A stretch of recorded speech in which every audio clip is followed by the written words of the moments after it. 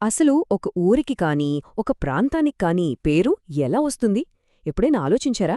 కొన్ని వందల వేల ఏళ్ల కిందటి కథని మనం ఈరోజు ఎలా తెలుసుకోగలుగుతున్నాం? రండి, ఈరోజు మనం ఒక చారిత్రక డిటెక్టివ్స్ లాగా మారిపోదాం. మనందరికీ తెలిసిన తెలంగాణ అనే పేరు వెనుకున్న ఎవ్వరికీ తెలియని ఎంతో పురాతనమైన రహస్యాన్ని ఛేదించడానికి బయల్దేరదాం. అవును, మన ముందున్న మిస్టరీ ఇదే. ఈ తెలంగాణ అనే పేరు ఎక్కడ్నుంచి వచ్చింది? దీని మూలాలు ఎంత పాతవి? ఈ పేరు వెనకున్న కథేంటి? ఈ ప్రశ్నలకు సమాధానాలు వెతుక్కుంటూ మన ప్రయాణం చరిత్ర పుస్తకాల్లోకి, ఎప్పుడో మరుగున పడిపోయిన పురావస్తు ప్రదేశాల్లోకి సాగబోతోంది. సరే, ఏ పరిశోధన మొదలుపెట్టాలన్నా ముందు మన దగ్గర కొన్ని పనిముట్లు ఉండాలి కదా. ఒక డిటెక్టివ్కి భూతద్దం ఎలాగో, చరిత్రకారులకి పురావస్తు శాస్త్రవేత్తలకి కూడా కొన్ని టూల్స్ ఉంటాయి. గతాన్ని తవ్వి తీయడానికి వాళ్ళు ఎలాంటి ఆధారాలను వెతుకుతారు, ఎలాంటి పద్ధతులు పాటిస్తారో ముందు మనం తెలుసుకుందాం. అప్పుడే మన దర్యాప్తు సరిగ్గా సాగుతుంది. చూడండి, చారిత్రక ఆధారాలు అంటే ముఖ్యంగా రెండు రకాలుగా ఉంటాయి. ఒకటి, ఆ కాలంలో రాసుకున్నవి, అంటే పుస్తకాలు, కవితలు, రకరకాల గ్రంథాలు. వీటిని మనం సాహిత్య ఆధారాలు అంటాం. ఇక రెండోది, వాళ్లు వదిలి వెళ్లిన వస్తువులు, అంటే భూమిలోంచి దొరికినవి, శాసనాలు, పాత నాణేలు, కట్టడాల శిథిలాలు. వీటిని పురావస్తు ఆధారాలు అంటాం. ఈ రెండింటినీ ఒకదానితో ఒకటి పోల్చి చూసినప్పుడే మనకు అసలు కథ ఏంటో స్పష్టంగా అర్థమవుతుంది. ఈ పురావస్తు ఆధారాల్లో చాలా ముఖ్యమైనదేంటంటే శాసనాలు, అంటే రాళ్లమీద, రాగిరేకుల మీద చెక్కిన రాతలన్మాట. మరి ఆ పాత అక్షరాలను చదివి అర్థం చేసుకోవాలి కదా. ఆ శాస్త్రాన్నే ఎపిగ్రఫీ అంటారు. మన దర్యాప్తులో ఇది చాలా కీలకం. ఎందుకంటే కాగితాలు కాలిపోవచ్చు, కాని రాళ్లమీద చెక్కిన నిజాలు వేల ఏళ్లైనా చెక్కు చెదరకుండా ఉంటాయి.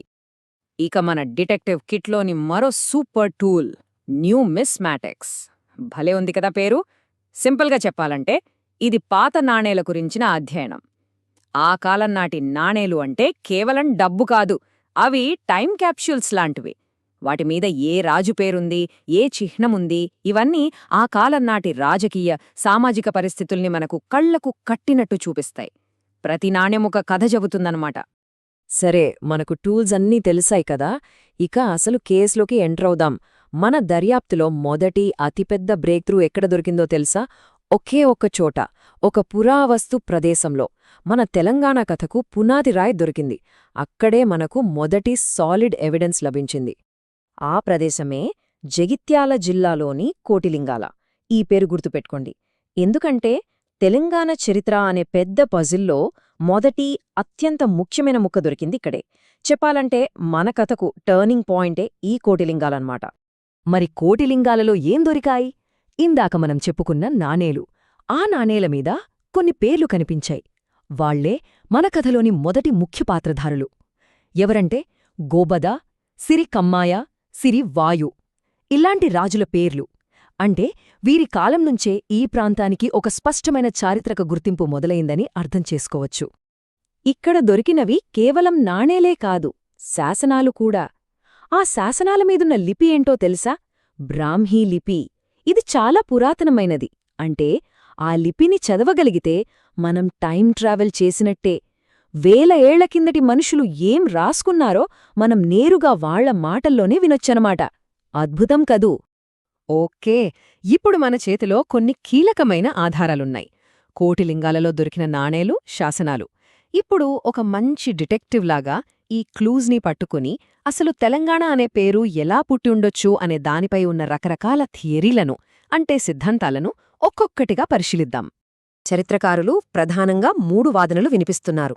మొదటిది, ఈ పేరు ఇక్కడి ప్రజలనుంచే పుట్టిందని చెబుతుంది. రెండవది, కాదు, ఒక నది పేరు మీద వచ్చిందని అంటోంది. ఇక మూడో వాదనేంటంటే ఒక పాలకుడి బిరుదు కాలక్రమేణా ప్రాంతం పేరైందని చెబుతోంది. మరి మూడింటిలో ఏది నిజం? ఒక్కొక్కదాన్ని వివరంగా చూద్దాం. మొదటి థీరీ, త్రిలింగ సిద్ధాంతం. దీని ప్రకారం ఈ పేరుకి మూలం ఇక్కడ ప్రజలే. ప్రముఖ పురావస్తు శాస్త్రవేత్త పరబ్రహ్మ శాస్త్రి గారి ప్రకారం తెలుగు మాట్లాడే ప్రజలు నివసించే దేశం కాబట్టి దీన్ని త్రిలింగ దేశం అని పిలిచేవారట. ఆ త్రిలింగ దేశమే కాలక్రమేణా తెలంగాణగా మారిందని ఈ సిద్ధాంతం చెబుతోంది. ఇక రెండో సిద్ధాంతం, ఇది పేరుని ప్రజలతో కాకుండా ఒక నదితో ముడిపెడుతుంది. అదే మన గోదావరి నది. పూర్వకాలంలో గోదావరిని తెలివాహ నది అని కూడా పిలిచేవారట. ఆ తెలివాహ నది ఒడ్డున నివసించే ప్రజలను త్రిలింగులు అని పిలిచేవారని, ఆ పదం నుండే తెలంగాణ వచ్చిందని కొందరి వాదన. అంటే పేరుకి మూలం ప్రజల కాదు, నది అన్నమాట. ఇప్పుడు మూడో సిద్ధాంతం. ఇది మనల్ని టైంలో కొంచెం ముందుకు తీసుకెళ్తుంది, కాకతీయ సామ్రాజ్యం అంతరించిన తర్వాత కాలానికి. ఢిల్లీ సుల్తాన్ల తరఫున వరంగల్ని పరిపాలించిన మాలిక్ మక్బూల్ అనే ఒక గవర్నర్ ఉండేవాడు. అతనికి త్రిలింగన్ అనే బిరుదు ఉండేదట. ఆ బిరుదు నుంచే ఈ ప్రాంతానికి తెలంగాణ అనే పేరు వచ్చిందని కూడా ఒక వాదన ఉంది. అయితే ఇది చాలా తర్వాతి కాలంలో పుట్టిన వాదన అని చెప్పొచ్చు. సరే, ఇప్పటిదాకా మనం థియరీల గురించి మాట్లాడుకున్నాం. ఇవన్నీ అంచనాలు, వాదనలు. కాని ఇప్పుడు మనం చూడబోయేది అలాంటిది కాదు. ఇది హార్డ్ ఎవిడెన్స్, అంటే రాళ్లమీద చెక్కిన తిరుగులేమి సాక్ష్యం. ఏకంగా తెలంగాణ అనే పదం కనిపించిన శాసనాల గురించి ఇప్పుడు మాట్లాడుకుందాం. ఇది మన దర్యాప్తులో క్లైమాక్స్ లాంటిది. ఒక్కసారి ఈ టైమ్లైన్ చూడండి. ఇది మామూలు విషయం కాదు. క్రీస్తుపూర్వం 1417, అంటే ఇప్పటికి దాదాపు 3,500 ఏళ్ల కిందటి తెల్లపూర్ శాసనం నుంచి క్రీస్తు శకం 1510 నాటి ప్రతాపరుద్ర గజపతి శాసనం, ఆ తర్వాత 16వ శతాబ్దంలో శ్రీకృష్ణదేవరాయల శాసనాల వరకు వేల సంవత్సరాల పాటు తెలంగాణ అనే పదం ఏదో ఒక రూపంలో రికార్డవుతూనే ఉంది. ఇది ఒక చారిత్రక నిరంతరతకు నిలువుతద్దం. నిజంగా ఒక్క క్షణం ఆగి ఆలోచించండి. 3443 సంవత్సరాల క్రితం ఆ కాలంలోనే మన ప్రాంతాన్ని తెలంగాణపురం అని పిలుచుకున్నారంటే ఆ పేరుకు ఎంత ప్రాచీనమైన చరిత్ర ఉందో కదా. మన మూలాలు ఎంత లోతుగా పాతుకుపోయి ఉన్నాయో చెప్పడానికి ఇంతకంటే పెద్ద ఉదాహరణ అవసరం లేదు. తెల్లాపూర్ శాసనంలో ఇంకో గొప్ప విషయం ఉంది. అది కేవలం రాజుల గురించి చెప్పట్లేదు.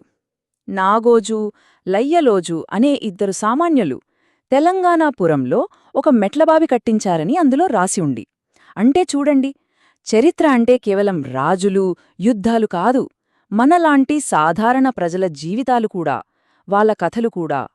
సో ఫైనల్గా మన ఈ పరిశోధనలో తేలిందేంటి? తెలంగాణ అనే పేరుకు ఏదో ఒకటే కారణం, ఒకటే మూలమని చెప్పలేం. అది ప్రజల నుంచి వచ్చుండొచ్చు, నది పేరుమీద వచ్చుండొచ్చు. కాని శాసనాల రూపంలో మనకు దొరికిన తిరుగులేని సాక్ష్యమేంటంటే ఈ పేరుకు వేల ఏళ్ల చరిత్ర ఉంది.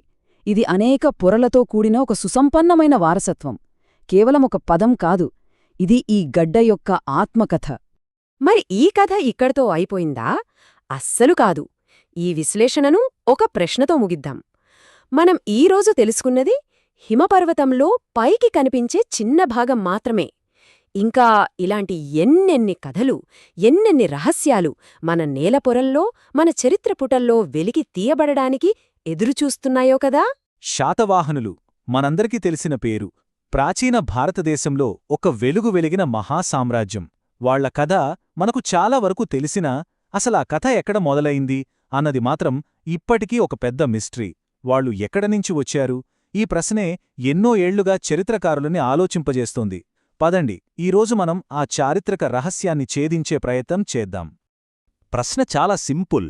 ఇంత పెద్ద సామ్రాజ్యం, ఇంత గొప్ప చరిత్ర, కాని ఆ పునాది రాయి ఎక్కడ పడింది? వాళ్ల మూలాలు ఏ ప్రాంతంలో ఉన్నాయి? మనం ఇప్పుడొక చారిత్రక పరిశోధనలోకి వెళ్తున్నాం. దొరికిన ప్రతి ఆధారాన్ని ఒక్కొక్కటిగా పరిశీలిద్దాం. సరే, మన ఇన్వెస్టిగేషన్ మొదలుపెట్టేద్దాం. మొట్టమొదటి క్లూజ్ మనల్ని ఎక్కడికి తీసుకెళ్తున్నాయంటే దేశం యొక్క దక్షిణ, పశ్చిమ ప్రాంతాల వైపు. చూశారా? ఇక్కడే అసలు ట్విస్ట్. ఒకే రాజవంశం గురించి మాట్లాడుకుంటున్నాం, కాని చూస్తేనేమో 3 వేర్వేరు థియరీలు. ఒకరేమో కర్ణాటకలోని బళ్ళారిలో దొరికిన శాసనాలే సాక్ష్యం, వాళ్లు కన్నడిగులే అంటారు. ఆ వాదన తెచ్చింది విఎస్ సుక్తంకర్. ఇంకొకరు కాదు విదర్భ ప్రాంతం వాళ్లదే అంటారు. అది వివి మిరాషిగారి విశ్లేషణ. మరికొందరేమో వాళ్ల రాజధాని మహారాష్ట్రలోని పైఠాన్లో ఉంది గదా, సో వాళ్లది ఖచ్చితంగా మహారాష్ట్రే అని బలంగా నమ్ముతారు.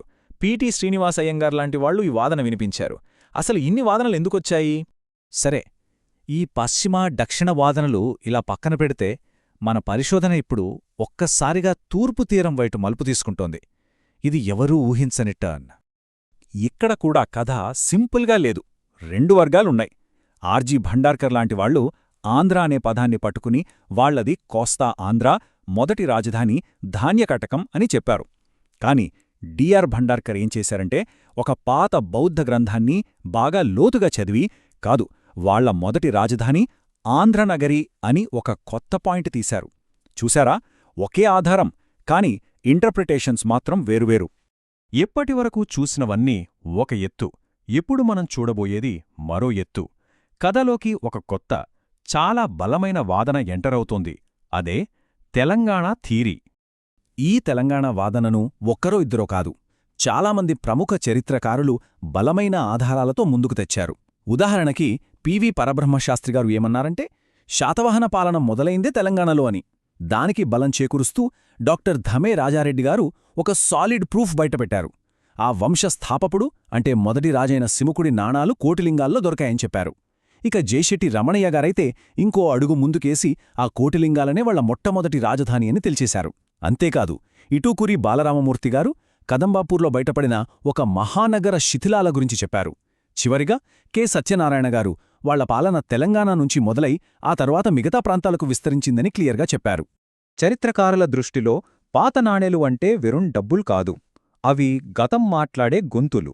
ఒక రాజు ఒక ప్రాంతంలో ఉన్నడనడానికి ఆ నాణేలకన్నా పెద్ద సాక్ష్యం ఏముంటుంది? అవి ఆ రాజు వేలిముద్రల్లాంటివి. అందుకే కోటిలింగాలలో మొదటి రాజైన సిముకుడి నాణేలు దొరకడమనేది ఈ మొత్తం డిబేట్ను తలకిందులు చేసిన ఒక గేమ్ చేంజర్ లాంటిది, ఒక టర్నింగ్ పాయింట్. ఒక్క నిమిషం, ఒకవేళ ఈ చిక్కుముడికి సమాధానం ఒక్కచోటు కాకుండా 3 చోట్లయితే? జైశెట్టి రమణయ్య గారు చెప్పింది సరిగ్గా ఇదే. ఆయన ఏమంటారంటే, శాతవాహనులకు ఒకటే రాజధాని లేదు, వాళ్ళు తమ రాజధానులను మారుస్తూ వెళ్లారు. మొదట తెలంగాణలోని కోటిలింగాల, అక్కడినుంచి మహారాష్ట్రలోని పైఠాన్, ఆ తర్వాత ఆంధ్రాలోని ధరణికోట. ఒక్కసారి ఆలోచించండి, ఈ ఒక్క థియరీ వేర్వేరు ప్రాంతాల్లో దొరికిన ఆధారాలన్నింటినీ ఒకే దారంతో కలిపేస్తోంది కదా. భలే ఇంట్రెస్టింగ్గా ఉంది గదో ఈ ఐడియా. కేవలం నాణేలే కాదు, తెలంగాణ వాదనకు బలం చేకూర్చే మరో పెద్ద ఆధారం ఉంది. కదంబాపూర్లో భూమి పొరల కింద నుంచి ఒక పెద్ద ప్రాచీన నగరం శిథిలాలు బయటపడ్డాయి.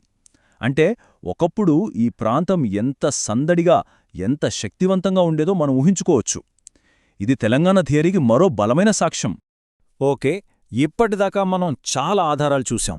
కర్ణాటక, మహారాష్ట్ర, ఆంధ్ర, తెలంగాణ అన్ని వాదనలు విన్నాం. ఇప్పుడు వీటన్నిటినీ ఒక్కసారి కలిపి చూద్దాం.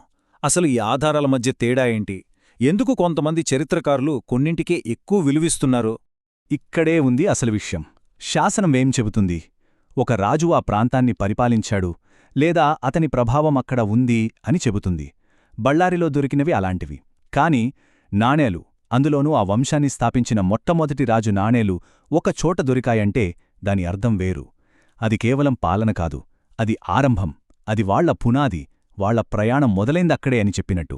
తెలంగాణలో దొరికిన సిముకుడి నాణేలు సరిగ్గా ఇదే విషయాన్ని బలంగా చెబుతున్నాయి. ఎన్ని వాదనలు, ఎన్ని సాక్ష్యాలు చూశాక ఇక ఫైనల్ జడ్జిమెంట్కి వచ్చే టైం వచ్చింది. కాని ఆగండి, చరిత్రలో తీర్పులు ఇవ్వడం కోర్టులో ఇచ్చినంత ఈజీ కాదు. మరి ఫైనల్గా మనం ఏం చెప్పొచ్చు? చూస్తే నాణేలు, బయటపడిన నగరాల శిథిలాలు, ఇలాంటి స్ట్రాంగ్ ఆర్కియాలజికల్ ఎవిడెన్స్ అంతా తెలంగాణ వైపే వేలు చూపిస్తోంది. కాని మిగతా ప్రాంతాల్లో దొరికిన ఆధారాలను మనం పూర్తిగా కొట్టిపారేయలేం. అవి కూడా కథలో భాగమే. అందుకే శాతవాహనుల మూలాల కథ అనేది ఒక ముగిసిపోయిన చాప్టర్ కాదు, ఇది ఇప్పటికీ చరిత్రలో నడుస్తున్న ఒక లైవ్ డిబేట్. ఎందుకంటే చరిత్ర అంటే పుస్తకాల్లో రాసేసిన ఫైనల్ ఆన్సర్ కాదు, అది ఒక నిరంతర అన్వేషణ, ఒక పరిశోధన. ఈ మొత్తం విశ్లేషణ మన ముందు ఒక పెద్ద ప్రశ్నను ఉంచుతుంది. గతానికి సంబంధించిన ఆధారాలు ఇలా ముక్కలు ముక్కలుగా అసంపూర్తిగా దొరికినప్పుడు మనం అసలు నిజాన్ని ఎలా నిర్మించగలం? ఆ ముక్కల్ని కలిపి పూర్తి చిత్రాన్ని ఎలా చూడగలం? ఇది కేవలం శాతవాహనుల గురించే కాదు, చరిత్రను మనం అర్థం చేసుకునే విధానం గురించిన ప్రశ్న. ఆలోచించండి. మౌర్యుల తర్వాత వాళ్ల సామ్రాజ్యం పతనమయ్యాక దక్కన్లో ఒక కొత్త మహాశక్తి పుట్టింది. దక్షిణ భారతదేశ చరిత్రలోనే ఒక సువర్ణాధ్యాయాన్ని లిఖించిన ఆ రాజవంశం, అదే శాతవాహన వంశం. ఈరోజు వాళ్ల గురించే మనం మాట్లాడుకోబోతున్నాం. చరిత్ర పుటలు తిరగేస్తున్నప్పుడు మనలో చాలామందికొక ప్రశ్న వస్తుంది. నార్త్ ఇండియాలో మౌర్యులు అంత పెద్ద సామ్రాజ్యాన్ని కట్టారు కదా, మరి సౌత్ ఇండియాలో ఆ పనిచేసిన మొదటి గొప్ప రాజవంశమేది? ఆ ప్రశ్నకు సమాధానమే శాతవాహనులు. చాలాసార్లు మన హిస్టరీ బుక్స్లో వీళ్ళకి పెద్దగా ప్రాధాన్యత ఇవ్వరు, కానీ నిజానికి వాళ్ళొక అద్భుతమైన శక్తివంతమైన సామ్రాజ్యాన్ని స్థాపించారు. సరే, ముందుగా వాళ్ళ సామ్రాజ్యం అసలు ఎంత పెద్దదో చూద్దాం. వాళ్ళ సరిహద్దులు ఎక్కడ్నించి ఎక్కడిదాకా విస్తరించాయో ఒకసారి అర్థం చేసుకుందాం. వాళ్ళ సామ్రాజ్యం ఎంత పెద్దదో తెలుసా? ఒక్కసారి ఊహించండి. ఇప్పుడు మనం చూస్తున్న తెలంగాణ, ఆంధ్రప్రదేశ్, కర్ణాటక, మహారాష్ట్ర ఇలాంటి చాలా రాష్ట్రాలన్నీ కలిపితే ఎంతో ఉంటుందో అంత పెద్దడి వాళ్ళ రాజ్యం. అంటే అదొక సింపుల్ కింగ్డమ్ కాదనమాట, ఒక sub continent level super power. వాళ్ల పాలన వెస్ట్ కోస్ట్లో అరేబియా సముద్రం నుంచి మొదలుపెట్టి ఈస్ట్ కోస్ట్లో బంగాళాఖాతం వరకు ఉండేది. ఒక్క తీరం నుంచి ఇంకో తీరం వరకు వాళ్ల రాజ్యం విస్తరించింది అంటేనే అర్థం చేసుకోవచ్చు వాళ్ల పవర్ ఏ రేంజ్లో ఉండేదో. ప్రముఖ చరిత్రకారుడు కెఎం పణిక్కర్ గారు చెప్పిన ఈ మాట వింటే వాళ్ల ప్రాముఖ్యత ఏంటో మనకు స్పష్టంగా తెలిసిపోతుంది. ఇండియా చరిత్రలో మౌర్యులది ఎంత పెద్ద పేరో, దక్కన్ పీఠభూమి చరిత్రలో శాతవాహనులది కూడా అంతే పెద్ద పేరు, అంతే ప్రాధాన్యత. సింపుల్గా చెప్పాలంటే వాళ్ళు దక్కన్ మౌర్యులన్నమాట. సరే, ఇప్పుడు మన విశ్లేషణలో చాలా ఇంట్రెస్టింగ్ పాటుకొచ్చాం. అసలీ శాతవాహనులు ఎవరు, ఎక్కడ్నించొచ్చారు, వాళ్ల మూలాలేంటి అనే ఒక పెద్ద చారిత్రక పజిల్ని సాల్వ్ చేసే ప్రయత్నం చేద్దాం. ఈ పజిల్లో మొదటి క్లూ ఏంటంటే వాళ్ల పేర్లు. హిస్టారికల్ రికార్డ్స్లో వీళ్ళని రకరకాల పేర్లతో పిలిచారు. శాతవాహనులు, శాలివాహనులు, ఆంధ్రులు, ఆంధ్రభృత్యులు, చివరికి శాతకర్ణి అని కూడా అన్నారు. అసలు ఒకే వంశానికి ఇన్ని పేర్లెందుకొచ్చాయి? ఇక వాళ్ల జాతి మూలాల గురించైతే పండితుల మధ్య పెద్ద చర్చే నడుస్తోంది. హిస్టారియన్ బిఎస్ఎల్ హనుమంతరావు గారు వీళ్ళు ఆర్యులు అంటారు. మరోవైపు ఆర్ఎస్ శర్మ లాంటి వాళ్లు కాదు, వీళ్ళు ద్రావిడులు అని వాదిస్తారు. చూడండి, వాళ్ల బేసిక్ ఐడెంటిటీ మీదే ఎంత డిబేటుందో. సరే, వాళ్ల సోషల్ స్టేటస్ సంగతి చూస్తే ఈ పజిల్ ఇంకాస్త కాంప్లికేట్ అవుతుంది. ఎందుకంటే పురాణాల్లో వాళ్లని శూద్రులన్నారు, కాని నాసిక్ ఇన్స్క్రిప్షన్కొస్తే అక్కడ వాళ్లు క్షత్రియులు, బ్రాహ్మణులని కూడా ఉంది. అంతేకాదు, కొన్ని పాత కథల్లో వాళ్లు యక్షులని, నాగులని కూడా రాశారు. చూసారా, ఒకే డైనాస్టీ గురించి ఎన్ని రకాల మాటలున్నాయో? దీన్ని బట్టి అర్థం చేసుకోవచ్చు వాళ్ల మూలాల కథ ఎంత కన్ఫ్యూజింగ్గా ఉంటుందో. ఈ మిస్టరీలన్నీ పక్కన పెడితే చరిత్రకారులందరూ ఒప్పుకున్న కొన్ని ఖచ్చితమైన ఫ్యాక్ట్స్ ఉన్నాయి. ఇప్పుడు వాటి గురించి తెలుసుకుందాం. శాతవాహనులు దాదాపుగా క్రీస్తుపూర్వం 220లో మొదలుపెట్టి క్రీస్తు శకం 225 వరకు, అంటే 400 సంవత్సరాలకు పైగా పాలించారు. అంత లాంగ్ రూల్ అంటే మామూలు విషయం కాదు. వాళ్ల స్టెబిలిటీకి, పవర్కి ఇదొక పెద్ద ప్రూఫ్. ఇంత సుదీర్ఘ పాలనలో వాళ్ల పవర్ సెంటర్ ఒకే చోట లేదు. వాళ్లు తమ రాజధానులను మారుస్తూ వచ్చారు. మొదట కోటిలింగాల, తర్వాత ప్రతిష్ఠానపురం, ఆ తర్వాత ధాన్యకటకం, ఇలా 3 రాజధానులు వాళ్లకుండేవి. వాళ్ల పొలిటికల్ ఫోకస్ టైంతో పాటు ఎలా షిఫ్ట్ అయిందో దీనివల్ల మనకు తెలుస్తుంది. ఇంత గొప్ప రాజవంశాన్ని స్థాపించింది సిముకుడు. ఇతన్ని శ్రీముఖుడు అని కూడా పిలుస్తారు. మౌర్యులు పడిపోయాక దక్కన్లో ఒక ఇండిపెండెంట్ కింగ్డమ్ను స్థాపించిన క్రెడిట్ అంతా ఇతనిదే. ఇక శాతవాహన రాజుల్లో ద గ్రేటెస్ట్ ఎవరంటే ఖచ్చితంగా గౌతమీపుత్ర శాతకర్ణి. ఆయన తన యుద్ధ విజయాలతో సామ్రాజ్యాన్ని ఎంతో విస్తరించాడు. అంతేకాదు, చాలా గొప్పగా పరిపాలన కూడా చేశాడు. వాళ్ల రాజ్యం గురించి కొన్ని కీ డీటెయిల్స్ చూస్తే, వాళ్ల అఫీషియల్ లాంగ్వేజ్ ప్రాకృతం. అలాగే వాళ్ల రాజచిహ్నం అంటే ఎంబ్లెమ్ సూర్యుడు. ఈ చిన్న విషయాలు వాళ్ల కల్చర్ని, ఐడెంటిటీని అర్థం చేసుకోవడానికి మనకు హెల్ప్ చేస్తాయి. ఇంతకీ ఇదంతా మనం ఎందుకు తెలుసుకోవాలి? శాతవాహనులో మనకెందుకంత ఇంపార్టెంట్? వాళ్ల లెగసీ ఏంటి? దాని గురించే ఇప్పుడు ఫైనల్గా చూద్దాం. వాళ్లు మన చరిత్రకు చేసిన అతిపెద్ద మేలు ఏంటంటే, వాళ్లు నార్త్ ఇండియాకి, సౌత్ ఇండియాకి మధ్య ఒక కల్చరల్ బ్రిడ్జ్లా పనిచేశారు. ఆర్యావర్తం అని పిలిచే ఉత్తర ప్రాంతానికి, దక్కన్కి మధ్య కల్చరల్ ఇంటిగ్రేషన్ని తీసుకురావడంలో వాళ్ల పాత్ర చాలా చాలా కీలకం. ఇదే వాళ్లు మనకిచ్చిన గొప్ప వారసత్వం. చివరిగా ఒక ప్రశ్నతో ముగిద్దాం.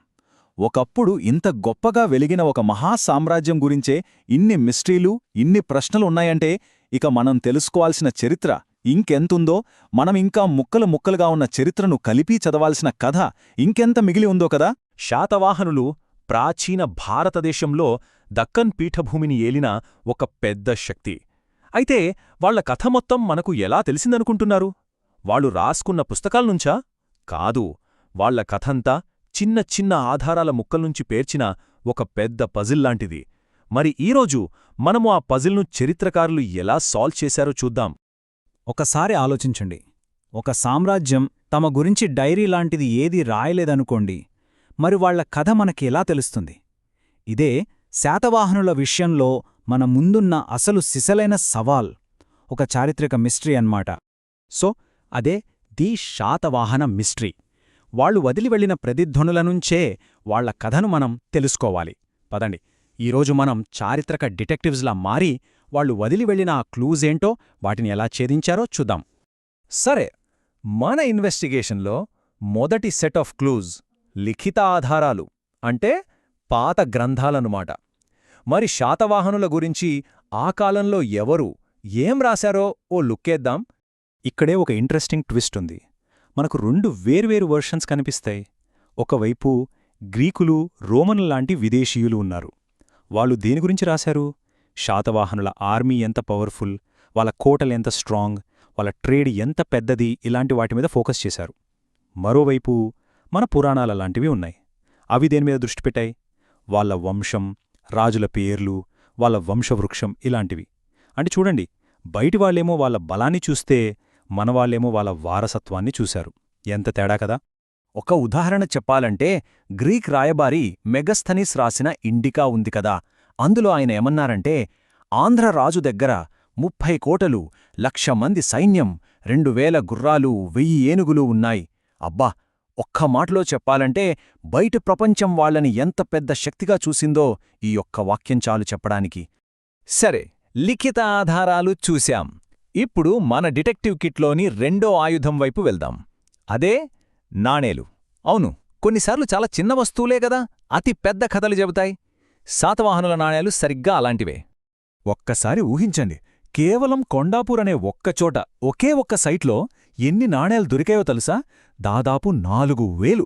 జస్ట్ ఒక్కచోట 4,000 నాణేలు. ఈ ఒక్క నంబర్ చాలు వాళ్ల ఎకానమీ ఎంత పెద్దదో చెప్పడానికి. అందుకే కొండాపూర్ను శాతవాహనుల మింట్ సిటీ, అంటే వాళ్ల టంకశాల అని పిలుస్తారు. అసలు ఈ చిన్న నాణేలు మనకు చెప్పే రహస్యాలేంటి?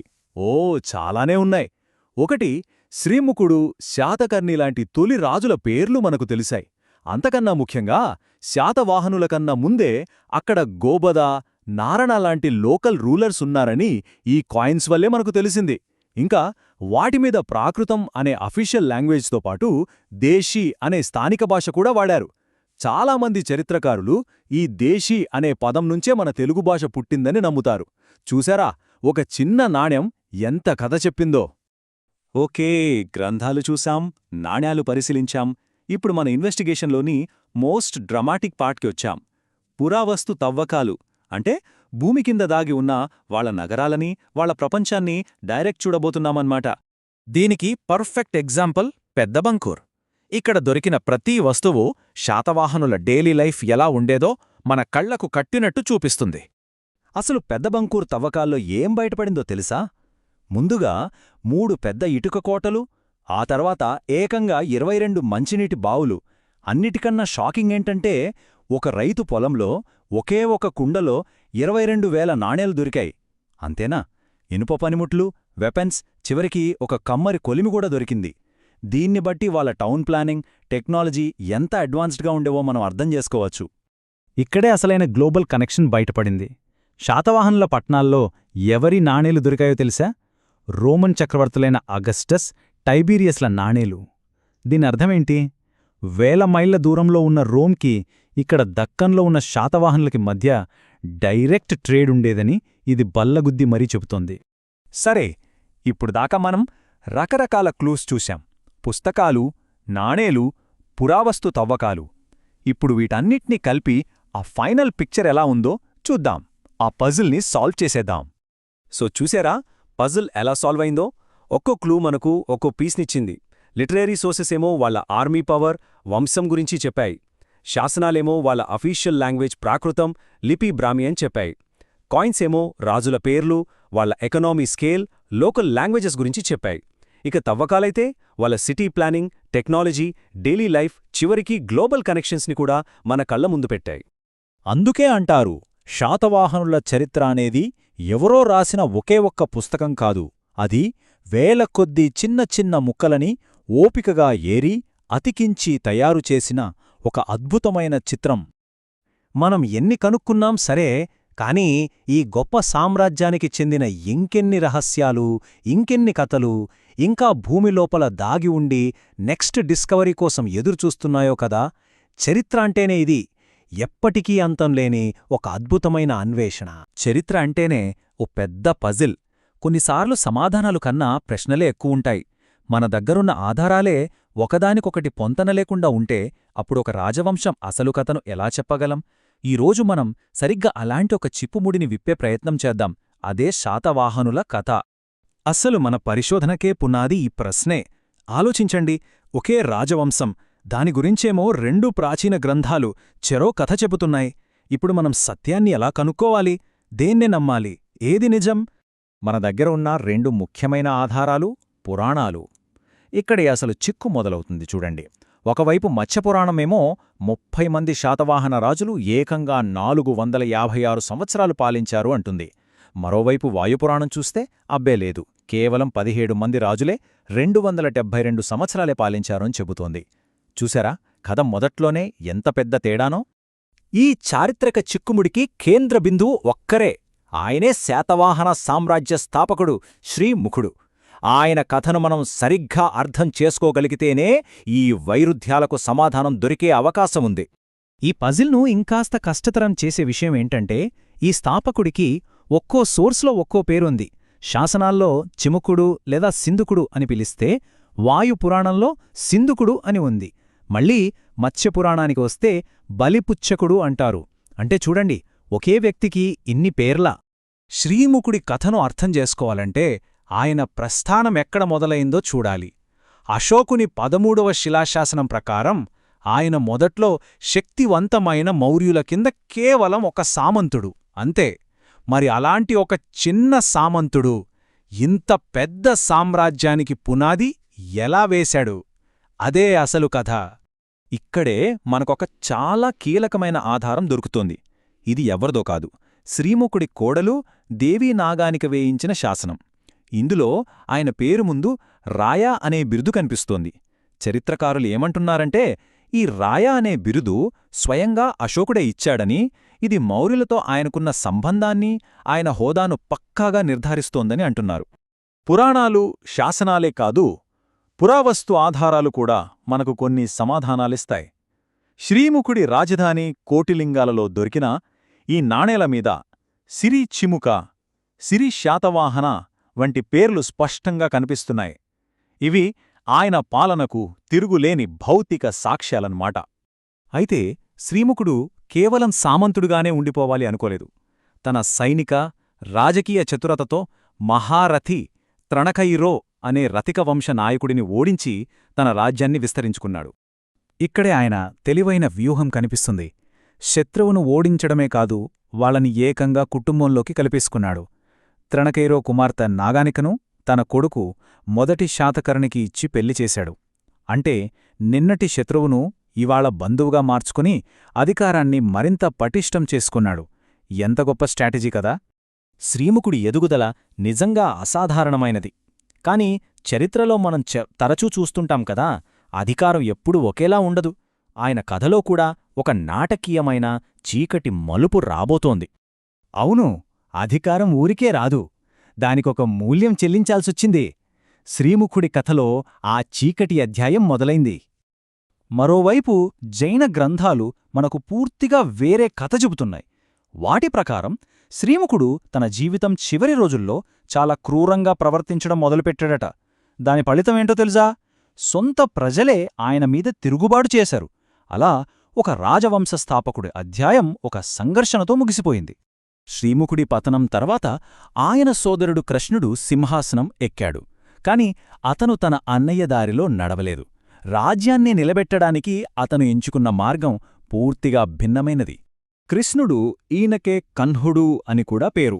ఈయన సైనిక శక్తి మీద కాకుండా నిర్మాణం, పరిపాలన, మతపోషణ మీద దృష్టిపెట్టాడు. శాసనాల ద్వారా తనదైన ముద్ర వేయడం దగ్గర్నుంచి బౌద్ధ సన్యాసుల కోసం గుహలు నిర్మించడం వరకు ఆయన పద్ధతే వేరు. ఇది శాతవాహన చరిత్రలోనే ఒక పెద్ద మార్పు. తన సొంత శాసనాలు వేయించిన మొదటి శాతవాహన రాజు కృష్ణుడు. చూడండి, సైనిక విజయాలు కాలంతో పాటు మస్కబారొచ్చు, కాని శిలమీద చెక్కిన మాటలు శాశ్వతంగా ఉండిపోతాయి.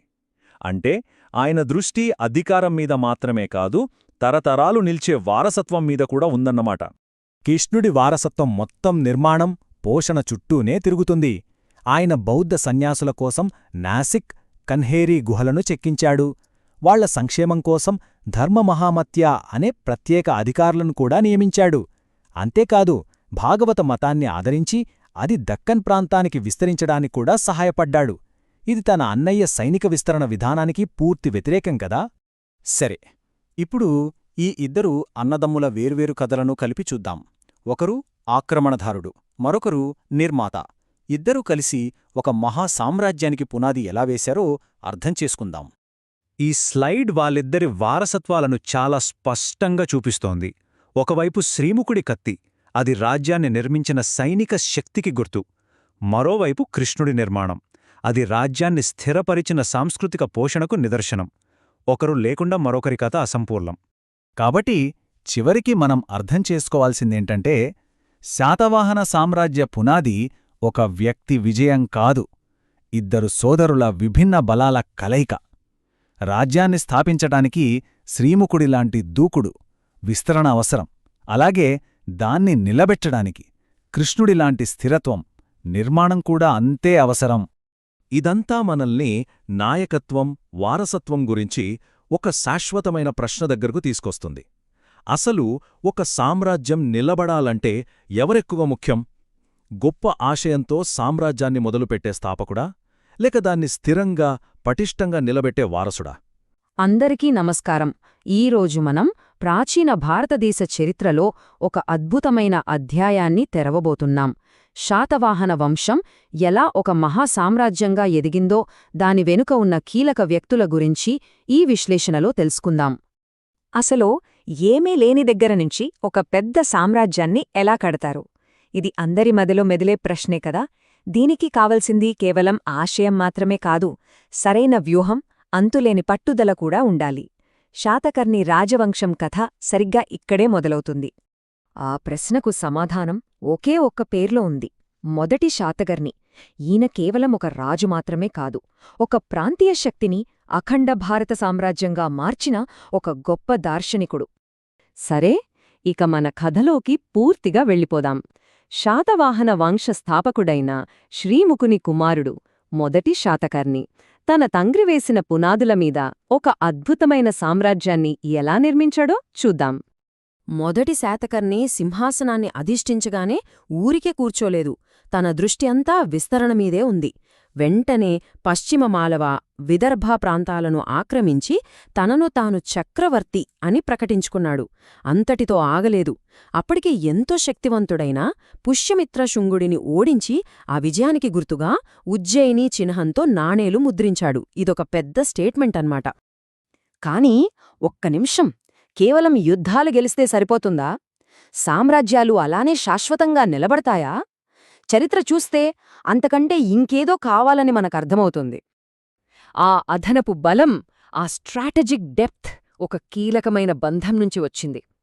ఈ పొత్తు శాతవాహనుల తలరాతనే మార్చేసింది.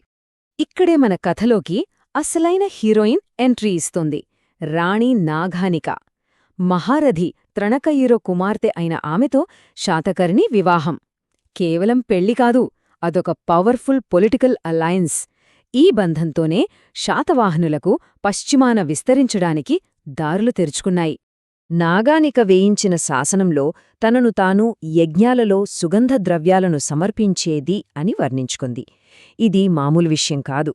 ఆ కాలంలో ఒక రాణి యజ్ఞయాగాదుల్లో ఇంత ముఖ్యమైన పాత్ర పోషించడం, దాన్ని మళ్లీ గర్వంగా శాసనంలో రాయించుకోవడం ఆమెకున్న అధికారాన్ని, స్వేచ్ఛను స్పష్టంగా చూపిస్తోంది. అసలు మనకు ఈ విషయాలన్నీ ఎలా తెలిసాయి అనుకుంటున్నారు? అదంతా ఈ నానాఘాట్ శాసనం వల్లే. ఒకవేళ రాణి నాగానిక ఈ శాసనం వేయించుకపోయుంటే మొదటి శాతకర్ణి కథ చరిత్ర పుస్తకాల్లో ఒక చిన్న పారాగ్రాఫ్గా మిగిలిపోయేదేమో. అందుకే ఆమె కేవలం రాణి మాత్రమే కాదు, తన వంశ చరిత్రను రాళ్లపోయి చెక్కి మనకందించిన ఒక గొప్ప చరిత్రకారిని కూడా. సరే, మొదటి శాతకర్ణి తన అధికారాన్ని పటిష్టం చేసుకోవడానికి 3 ముఖ్యమైన మార్గాలను అనుసరించాడు. అవేంటో ఇప్పుడు చూద్దాం. మొదటిది 2 అశ్వమేధ యాగాలు చేయడం. అంటే ఏంటి? సింపుల్గా చెప్పాలంటే ఇది చక్రవర్తులు తమ సార్వభౌమత్వాన్ని ప్రకటించుకోటానికి చేసే అతిపెద్ద యాగం. నేను ఈ ప్రాంతానికి రాజు అని బలంగా చెప్పడమన్నమాట. అలాగే ఒక రాజసూయ యాగం కూడా చేశాడు. ఇది రాజు పట్టాభిషేకానికి దైవిక ఆమోదముందని చెప్పే ఒక గ్రాండ్ సెరమనీ లాంటిది. ఇవి రెండేనా అంటే కాదు. ఇవి కాకుండా మరో 20కి పైగా ఇతర యజ్ఞాలు, క్రతువులు చేశాడు. అంటే తన రాజకీయ శక్తితో పాటు ఆధ్యాత్మిక శక్తిని కూడా ఎంత బలంగా చాటి చెప్పాడో ఆలోచించండి.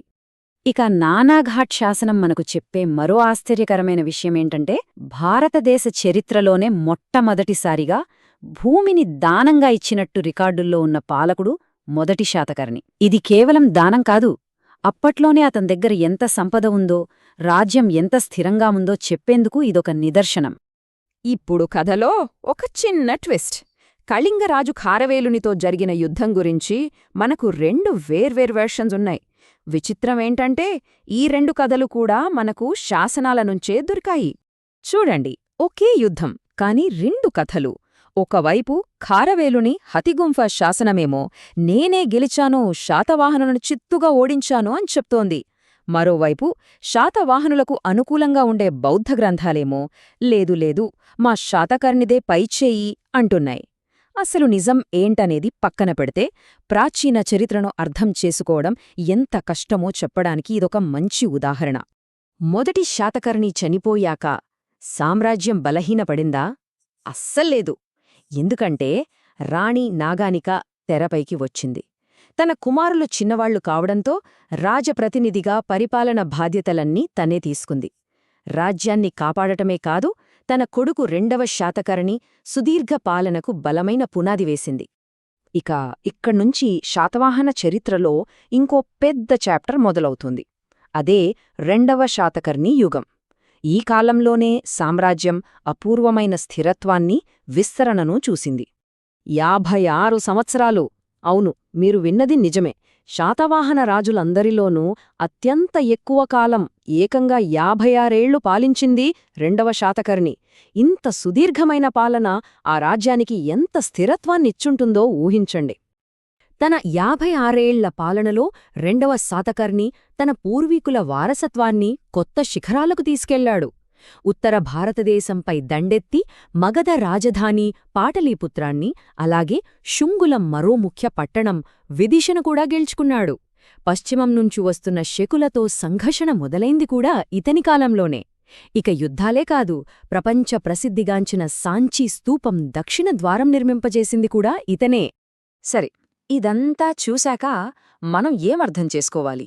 ఈ గొప్ప సామ్రాజ్యం వెనుకున్న అసలైన శిల్పులెవరు? వాళ్ల వారసత్వాన్ని ఒక్కసారి సంగ్రహంగా చూద్దాం. ఈ ప్రవాహాన్ని గమనించండి. శ్రీముఖుడు విత్తనం వేస్తే మొదటి శాతకర్ణి దాన్ని ఒక పెద్ద మొక్కగా మార్చాడు. రాణి నాగానిక ఆ మొక్కకు నీళ్లు పోసి కాపాడితే 2వ శాతకర్ణి దాన్ని ఒక మహావృక్షం చేశాడు. ఒకరి తర్వాత ఒకరు ఆ సామ్రాజ్యాన్ని ఉన్నత స్థాయికి తీసుకెళ్లారు. కాబట్టి మనం గుర్తుంచుకోవాల్సిన కీలక విషయం ఇదే. కేవలం 3 తరాల వ్యవధిలో శాతవాహనులు ఒక చిన్న ప్రాంతీయ శక్తి స్థాయి నుంచి దాదాపు యావత్ భారతదేశాన్ని ప్రభావితం చేసే ఒక మహాసామ్రాజ్యంగా ఎదిగారు. చివరిగా ఒక ప్రశ్నతో ముగిద్దాం. ఒక్కసారి ఆలోచించండి. ఈ అద్భుతమైన కథను మనకు అందించిన రాణి నాగానిక ఆ నానాఘాట్ శాసనం వేయించకపోయి ఉంటే ఈ చరిత్రలో ఎంత భాగం మనకు తెలిసేది కాదు. చాలా వరకు కాలగర్భంలో కలిసిపోయేది కదా. ఇది చరిత్ర స్వభావం గురించే మనల్ని ఆలోచింపజేస్తుంది. శాతవాహన రాజుల గురించి ఒక ఆసక్తికరమైన కథ తెలుసుకోబోతున్నాం. అయితే ఇది మామూలుగా మనం వినే యుద్ధాలు, రాజ్య విస్తరణల గురించి కాదు. ఇది కవిత్వం, సంస్కృతి మరియు ముఖ్యంగా తరతరాలుగా నిలిచిపోయే వారసత్వం గురించిన కథ. అసలొక రాజుని చరిత్రలో గొప్పవాడిగా నిలబెట్టేది ఏంటి? వాళ్లు సాధించిన సైనిక విజయాలా, వాళ్ల ప్రేమకథలా, లేదంటే వాళ్లు ప్రోత్సహించిన సాహిత్యం, కవిత్వమా?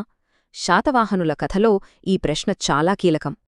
మొదటగా మనం 13వ శాతవాహన పాలకుడు కుంతల శాతకర్ణి గురించి మాట్లాడుకుందాం. ఇతని పాలనలో ఒక పెద్ద సాంస్కృతిక మార్పు వచ్చింది. దానికి కారణం తెలిస్తే చాలా ఆశ్చర్యపోతారు. ఆ మార్పుకు కారణం ఏ యుద్ధమో రాజకీయమో కాదు, చాలా పర్సనల్. ఉత్తర భారతదేశానికి చెందిన తన భార్య మలయావతికి సంస్కృతం వచ్చు. అది పండితుల భాష, కాని రాజుగారికి రాదు. ఇది ఆయనకి తన ఆస్థానంలోనే పెద్ద అవమానంగా అనిపించింది. మరి మార్పు ఎలా వచ్చిందో చూడండి. అంత రాణి ముందు రాజుగారు పడ్డ అవమానంతోనే మొదలైంది. దాంతో వెంటనే సర్వవర్మ అనే గొప్ప పండితుణ్ణి తన గురువుగా నియమించుకున్నాడు. ఆ గురువు రాజుకోసం ఏకంగా కాతంత్ర వ్యాకరణం అనే కొత్త గ్రామర్ పుస్తకాన్నే రాసేశాడు. ఇక భాష మీద పూర్తి పట్టు సాధించాక కుంతలుడు ఊరుకోలేదు. అప్పటిదాకా ప్రజల భాషగా ఉన్న ప్రాకృతాన్ని పక్కన పెట్టి సంస్కృతాన్ని అఫీషియల్ లాంగ్వేజ్ చేసేశాడు. చూశారా, ఒక వ్యక్తిగత అవమానం ఒక రాజ్య అధికార భాషనే మార్చేసింది. కాని ప్రేమ, భాషాభిమానంతో నిండిన ఈ కథకు ఒక విషాదకరమైన ముగింపు ఉంది. వాత్స్యాయనుడి కామసూత్ర ప్రకారం కుంతలుడే తన భార్య మలయావతి మరణానికి పరోక్షంగా కారణమయ్యాడని తెలుస్తోంది. కుంతలుడి ఆస్థానమంటే కేవలం రాజకీయాలకు అడ్డా కాదు, అది గొప్ప సాహిత్యానికి కూడా కేంద్రం. సర్వవర్మ కాతంత్ర వ్యాకరణం రాశాడు, వాత్స్యాయనుడు కామసూత్ర రాశాడు. ఈ రెండూ సంస్కృతంలోనే ఉన్నాయి. కాని అదే ఆస్థానంలో గుణాఢ్యుడు అనే మరో కవి ఉండేవాడు.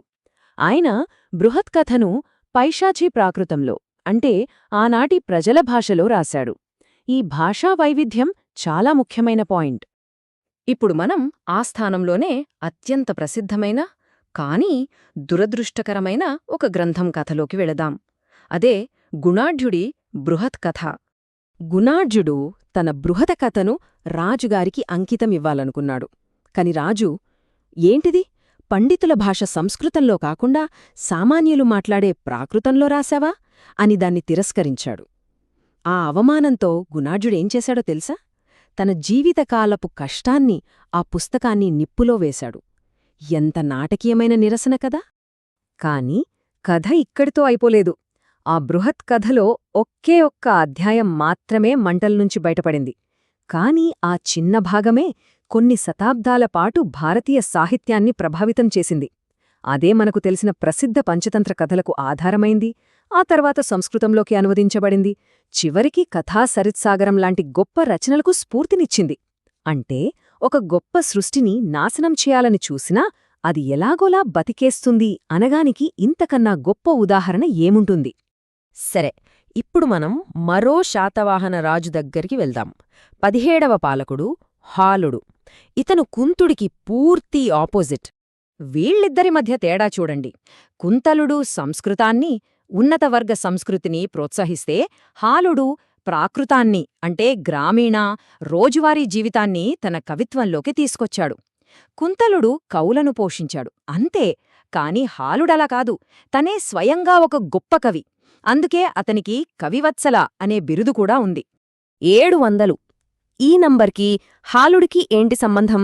దీని వెనుక ఒక పెద్ద కథే ఉంది. అదే హాలిడి అద్భుతమైన రచన గాథా సప్తశతి. మహారాష్ట్రీ ప్రాకృతంలో రాసిన 700 శృంగార ప్రేమకథల సంకలనమిది. ఆ కాలంలోని గ్రామీణ జీవితాన్ని, సామాజిక పరిస్థితులను మన కళ్లకు కట్టినట్టు చూపిస్తుంది. అసలు ఈ కవితల్లో ఏముంది? ఆనాటి వివాహ సంప్రదాయాలు, తమలపాకుల ప్రాముఖ్యత, మహిళలు కాళ్లకు పెట్టుకునే పారాణి, హోలీ పండుగ, ఇంకా ప్రకృతి, గ్రామజీవితపు అందాలు, ఇలా ఎన్నో విషయాలున్నాయి. ఈ చిన్న చిన్న వివరాలే ఆ ప్రాచీన ప్రపంచాన్ని మనకు చాలా దగ్గరగా, సజీవంగా చూపిస్తాయి. హాలుడు కేవలం ప్రేమ గురించి కవితలు రాయడమే కాదు, ప్రేమలో జీవించాడు కూడా. లీలావతి పరిణయం అనే గ్రంథం ప్రకారం ఆయన శ్రీలంక యువరాణి లీలావతిని గోదావరి ఒడ్డున ఉన్న భీమేశ్వర ఆలయంలో పెళ్లి చేసుకున్నాడు. తన కవిత్వంలోని శృంగారానికి ఇది నిజ జీవిత ప్రతిబింబమన్మాట. ఈ కథలన్నీ విన్నాక మనకొక ప్రశ్న వస్తుంది. శాతవాహన వంశం యొక్క అసలైన వారసత్వమేంటి? వాళ్లు గెలిచిన యుద్ధాలా, లేక వాళ్లు మిగిల్చిన సాహిత్యమా? ఒక్కసారి ఆలోచించండి. పులోమావివై మగధను జయించాడు, గౌరవకృష్ణుడు రాజ్యాన్ని ముక్కలు చేశాడు. వాళ్ల విజయాలు, వైఫల్యాలు కాలంతో పాటు మసగబారిపోయాయి. కాని కుంతలుడు, హాలుడు ప్రోత్సహించిన సాహిత్య సంస్కృతి మాత్రం ఈనాటికీ బతికే ఉంది. దీన్ని బట్టి మనకేమర్థమవుతోంది? యుద్ధాల కన్నా కథలే ఎక్కువ కాలం బతుకుతాయి. అంతిమంగా చెప్పాలంటే శాతవాహనులు గెలిచిన యుద్ధాల కన్నా వాళ్లు చెప్పిన కథలే ఎక్కువ కాలం నిలిచాయి. అది రాజదర్బారుల్లో చెప్పిన సంస్కృత కథలైనా సరే, పల్లెటూళ్లల్లో పాడుకున్న ప్రాకృత గాథలైనా సరే, అవే వారి అసలైన వారసత్వం. ఇదంతా మనల్ని ఒక ఆలోచింపజేసే ప్రశ్నకు తీసుకువస్తుంది. మరి మన కాలాన్ని ఏ కథలు నిర్వచిస్తున్నాయి? ఆ కథలను చెబుతున్నది ఎవరు? దీని గురించి ఆలోచించండి. సాధారణంగా ఒక సామ్రాజ్యం కథను ఎవరు చెప్తారు? ఆ చక్రవర్తే కదా. కాని ఒక చక్రవర్తి కథను, అది ఆ సామ్రాజ్యం గొప్పతనాన్ని ఆయన తల్లి చెబితే ఎలా ఉంటుంది? ఆశ్చర్యంగా ఉంది కదూ. ఈరోజు మనం మలి శాతవాహన వంశం యొక్క అద్భుతమైన పునరుద్ధానం, ఆ తరువాత దాని పతనం గురించి తెలుసుకోబోతున్నాం. రండి, ఈ ప్రయాణం మొదలు పెడదాం. అవును, ఆ ప్రశ్నకు సమాధానం మనకొక రాజు కథలో దొరుకుతుంది. ఆయన పేరు ఎప్పటికీ తన తల్లి పేరుతో ముడిపడి ఉంటుంది. ఇది కేవలం అధికారం గురించిన కథ కాదు. ఇది ప్రేమ, గౌరవం, ఇంకా శిలలపై శాశ్వతంగా నిలిచిపోయిన ఒక వారసత్వం గురించిన కథ. సరే, ఇక మన కథలోకి వద్దాం. మన కథానాయకుడు గౌతమీపుత్ర శాతకర్ణి. శాతవాహన వంశంలో ఇతను 23వ రాజు. అయితే ఇతను మామూలు పాలకుడు కాదు. పతనం అంచునున్న తన వంశాన్ని మళ్లీ నిలబెట్టి కీర్తి శిఖరాలకు చేర్చిన ఒక గొప్ప రక్షకుడు. అతని పట్టాభిషేకం ఎంతటి చారిత్రాత్మక సంఘటనో తెలుసా? 1957లో మన భారత ప్రభుత్వం కూడా దీన్ని అధికారికంగా శకయుగం ఆరంభంగా గుర్తించింది. అంటే ఆలోచించండి, అది కేవలం ఒక కొత్త రాజు పాలన మొదలవ్వడం కాదు, అది ఒక కొత్త శకానికే నాంది పలికింది. కాని అతన్ని నిజంగా ప్రత్యేకం చేసిందేంటో తెలుసా? తన తల్లి గౌతమీ బాలశ్రీ పట్ల అతనికున్న గౌరవం. చూడండి, ఆ రోజుల్లో అంతా పితృస్వామ్య సమాజం. అయినా కూడా ఆయన తన పేరుకు ముందు తన తల్లి పేరును పెట్టుకున్నాడు. ఇది మామూలు విషయం కాదు. ఒక రకంగా ఇది ఒక విప్లవాత్మకమైన చర్యే. విషాదమేంటంటే, ఆయన మరణించిన చాలా ఏండ్ల తర్వాత ఆయన తల్లి గౌతమీ బాలశ్రీ తన కొడుకు వారసత్వం కాలగర్భంలో కలిసిపోకూడదని నిర్ణయించుకుంది. అందుకే ఆ ప్రసిద్ధ నాసిక్ శాసనాన్ని వేయించింది. తన కొడుకు విజయాలను రాబోయే తరాల కోసం శిలలపై శాశ్వతంగా భద్రపరిచింది. చూడండి, తల్లి ప్రేమంటే ఇదేనేమో. అయితే ఈ శాసనం కేవలం ఒక తల్లి ప్రేమకు నిదర్శనం మాత్రమే కాదు. ఇది ఆ రాజు పరాక్రమానికి ఒక పక్కా డాక్యుమెంట్ లాంటిది. అందులో ఉన్న అతని బిరుదులు చూస్తే అవి కేవలం పేర్లు కావు, అవి అతని విజయాలకు తిరుగులేని సాక్ష్యాలు. ఇక్కడున్న ప్రతి బిరుదు ఒక కథ చెబుతోంది. ఉదాహరణకు త్రిసముద్ర తోయ పీత వాహన అనే బిరుదు చూడండి. దాని అర్థమేంటంటే అతని గుర్రాలు 3 సముద్రాల నీళ్లు తాగాయట. అంటే అతని సామ్రాజ్యం ఎంత విస్తారంగా ఉండేదో మనం ఊహించుకోవచ్చు. అయితే ఒక రాజు గొప్పతనం తెలియాలంటే అతను ఓడించిన శత్రువు ఎంత బలవంతుడో కూడా చూడాలి. మన శాతకర్ణికి ఆ అతిపెద్ద శత్రువు ఎవరో తెలుసా? శక్తిమంతుడైన నహపానుడు. వాళ్ళిద్దరి మధ్య వైరం ఒక చారిత్రాత్మక యుద్ధానికి దారితీసింది. ఇది కేవలం యుద్ధంలో గెలవడం కాదు, ఇది ఒక మాస్టర్ స్ట్రోక్, ఒక అద్భుతమైన రాజకీయ చతురత. జోగల్తంబి దగ్గర దొరికిన నాణేల నిధిని చూస్తే అతని తెలివి మనకు అర్థమవుతుంది. ఏం చేశాడంటే, శత్రువు నాణేలమీదే తన సొంత ముద్ర వేయించాడు. అంటే, నీ శకం ముగిసింది, ఇక నా శకం మొదలైంది అని చెప్పకనే చెప్పాడనమాట. ఎంత తెలివైన ఎత్తుగడ కదా. సరే, ఇంతటి గొప్ప పాలకుడి తర్వాత ఆ సింహాసనమెక్కడా అంత సులభం కాదుగదా. మరాయన వారసుల పరిస్థితేంటి? ఆ సామ్రాజ్యం భవిష్యత్తు ఎలా మారిందో చూద్దాం. అతని కొడుకు వాశిష్ఠిపుత్ర పులోమావి సమర్థుడైన పాలకుడే, కాదనలేం. కాని మళ్లీ బలం పుంజుకుంటున్న శకులపై తన తండ్రిలాంటి ఆధిపత్యాన్ని నిలబెట్టలేకపోయాడు. అంటారుగదా, ఒక గొప్ప పాలకుడి నీడ చాలా బరువుగా ఉంటుందని. సరిగ్గా అదే జరిగింది. అయితే శాతవాహన దీపం ఇంకా పూర్తిగా ఆరిపోలేదు. యజ్ఞశ్రీ శాతకర్ణి అనే మరో రాజు ఒక ఆశాకిరణంలా వచ్చాడు. అతను కేవలం యుద్ధవీరుడే కాదు, వాణిజ్య ప్రపంచంలో కూడా తనదైన ముద్రవేశాడు. దీనికి తిరుగులేని సాక్ష్యం అతని నాణేలు. వాటిపై ఒక చాలా ప్రత్యేకమైన చిహ్నం ఉంటుంది. చూడ్డానికి అవి కేవలం లోహపు ముక్కలే కావచ్చు, కాని అవి ఆ కాలం నాటి కథలు చెబుతున్నాయి. ముఖ్యంగా అప్పటి సముద్ర వాణిజ్యం గురించి మనకు ఒక కిటికీలా ఉపయోగపడతాయి. సో ఈ నాణేలు మనకి ఏం చెబుతున్నాయి? శాతవాహనులు కేవలం ఒక ప్రాంతానికి పరిమితమైన రాజ్యం కాదు, వాళ్ళు భారతదేశాన్ని ప్రపంచంతో కలిపారు. ఆనాటి గ్లోబల్ ట్రేడ్ నెట్వర్క్లో వాళ్ళు చాలా కీలక పాత్ర పోషించారన్నదానికి ఇదే నిదర్శనం. కాని ఎంతటి గొప్ప సామ్రాజ్యాలకైనా ఒక ముగింపుంటుంది. ఈ పునరుజ్జీవనం ఎంత గొప్పదైనా అది అనివార్యంగా రాబోతున్న పతనాన్ని మాత్రం ఆపలేకపోయింది. ఇది శాతవాహన గాథలో చివరి, కాస్త విషాదకరమైన అధ్యాయం. చూడండి, గౌతమీపుత్ర శాతకర్ణి ఎంతో కష్టపడి చెల్లాచెదురైన సామ్రాజ్యాన్ని మళ్లీ ఒక్కటి చేశాడు. కాని అతని తర్వాత వచ్చిన బలహీనమైన రాజుల వల్ల అదే సామ్రాజ్యం మళ్లీ ముక్కలైపోవడం మొదలైంది, పేకమేడలా కూలిపోవడం ప్రారంభించింది. ఫలితంగా మొత్తం రాజకీయ చిత్రపటమే మారిపోయింది. ఇంతకాలం సామంతులుగా ఉన్నవాళ్లంతా ఇదే అదనుగా స్వాతంత్ర్యం ప్రకటించుకున్నారు. దీంతో ఒకప్పుడు అంత శక్తివంతంగా ఉన్న శాతవాహన సామ్రాజ్యం చిన్న చిన్న ప్రాంతీయ రాజ్యాలుగా విడిపోయింది.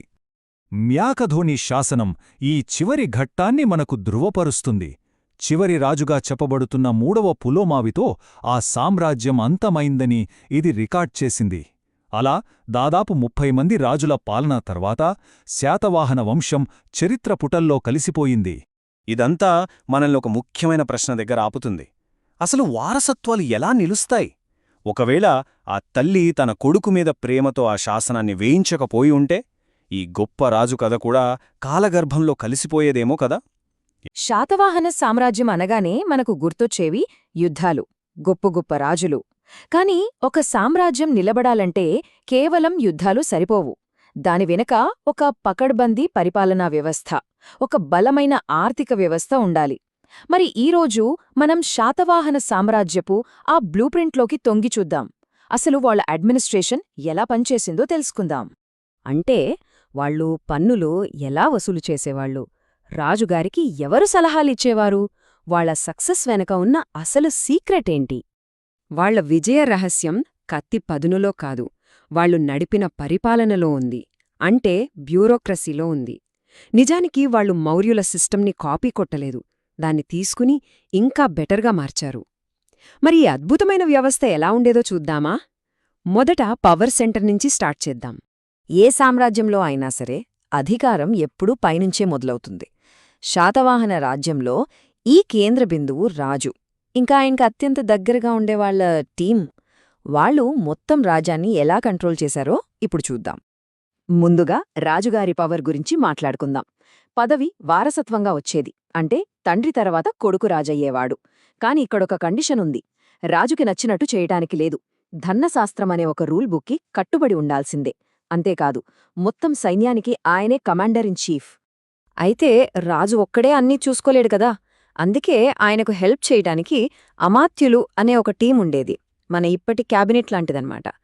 ఇక్కడ సూపర్ ఇంట్రెస్టింగ్ పాయింట్ ఏంటంటే, రాజు పదవి వారసత్వంగా వచ్చినా ఈ మంత్రుల పోస్టులు మాత్రం వారసత్వంగా వచ్చేవి కావు.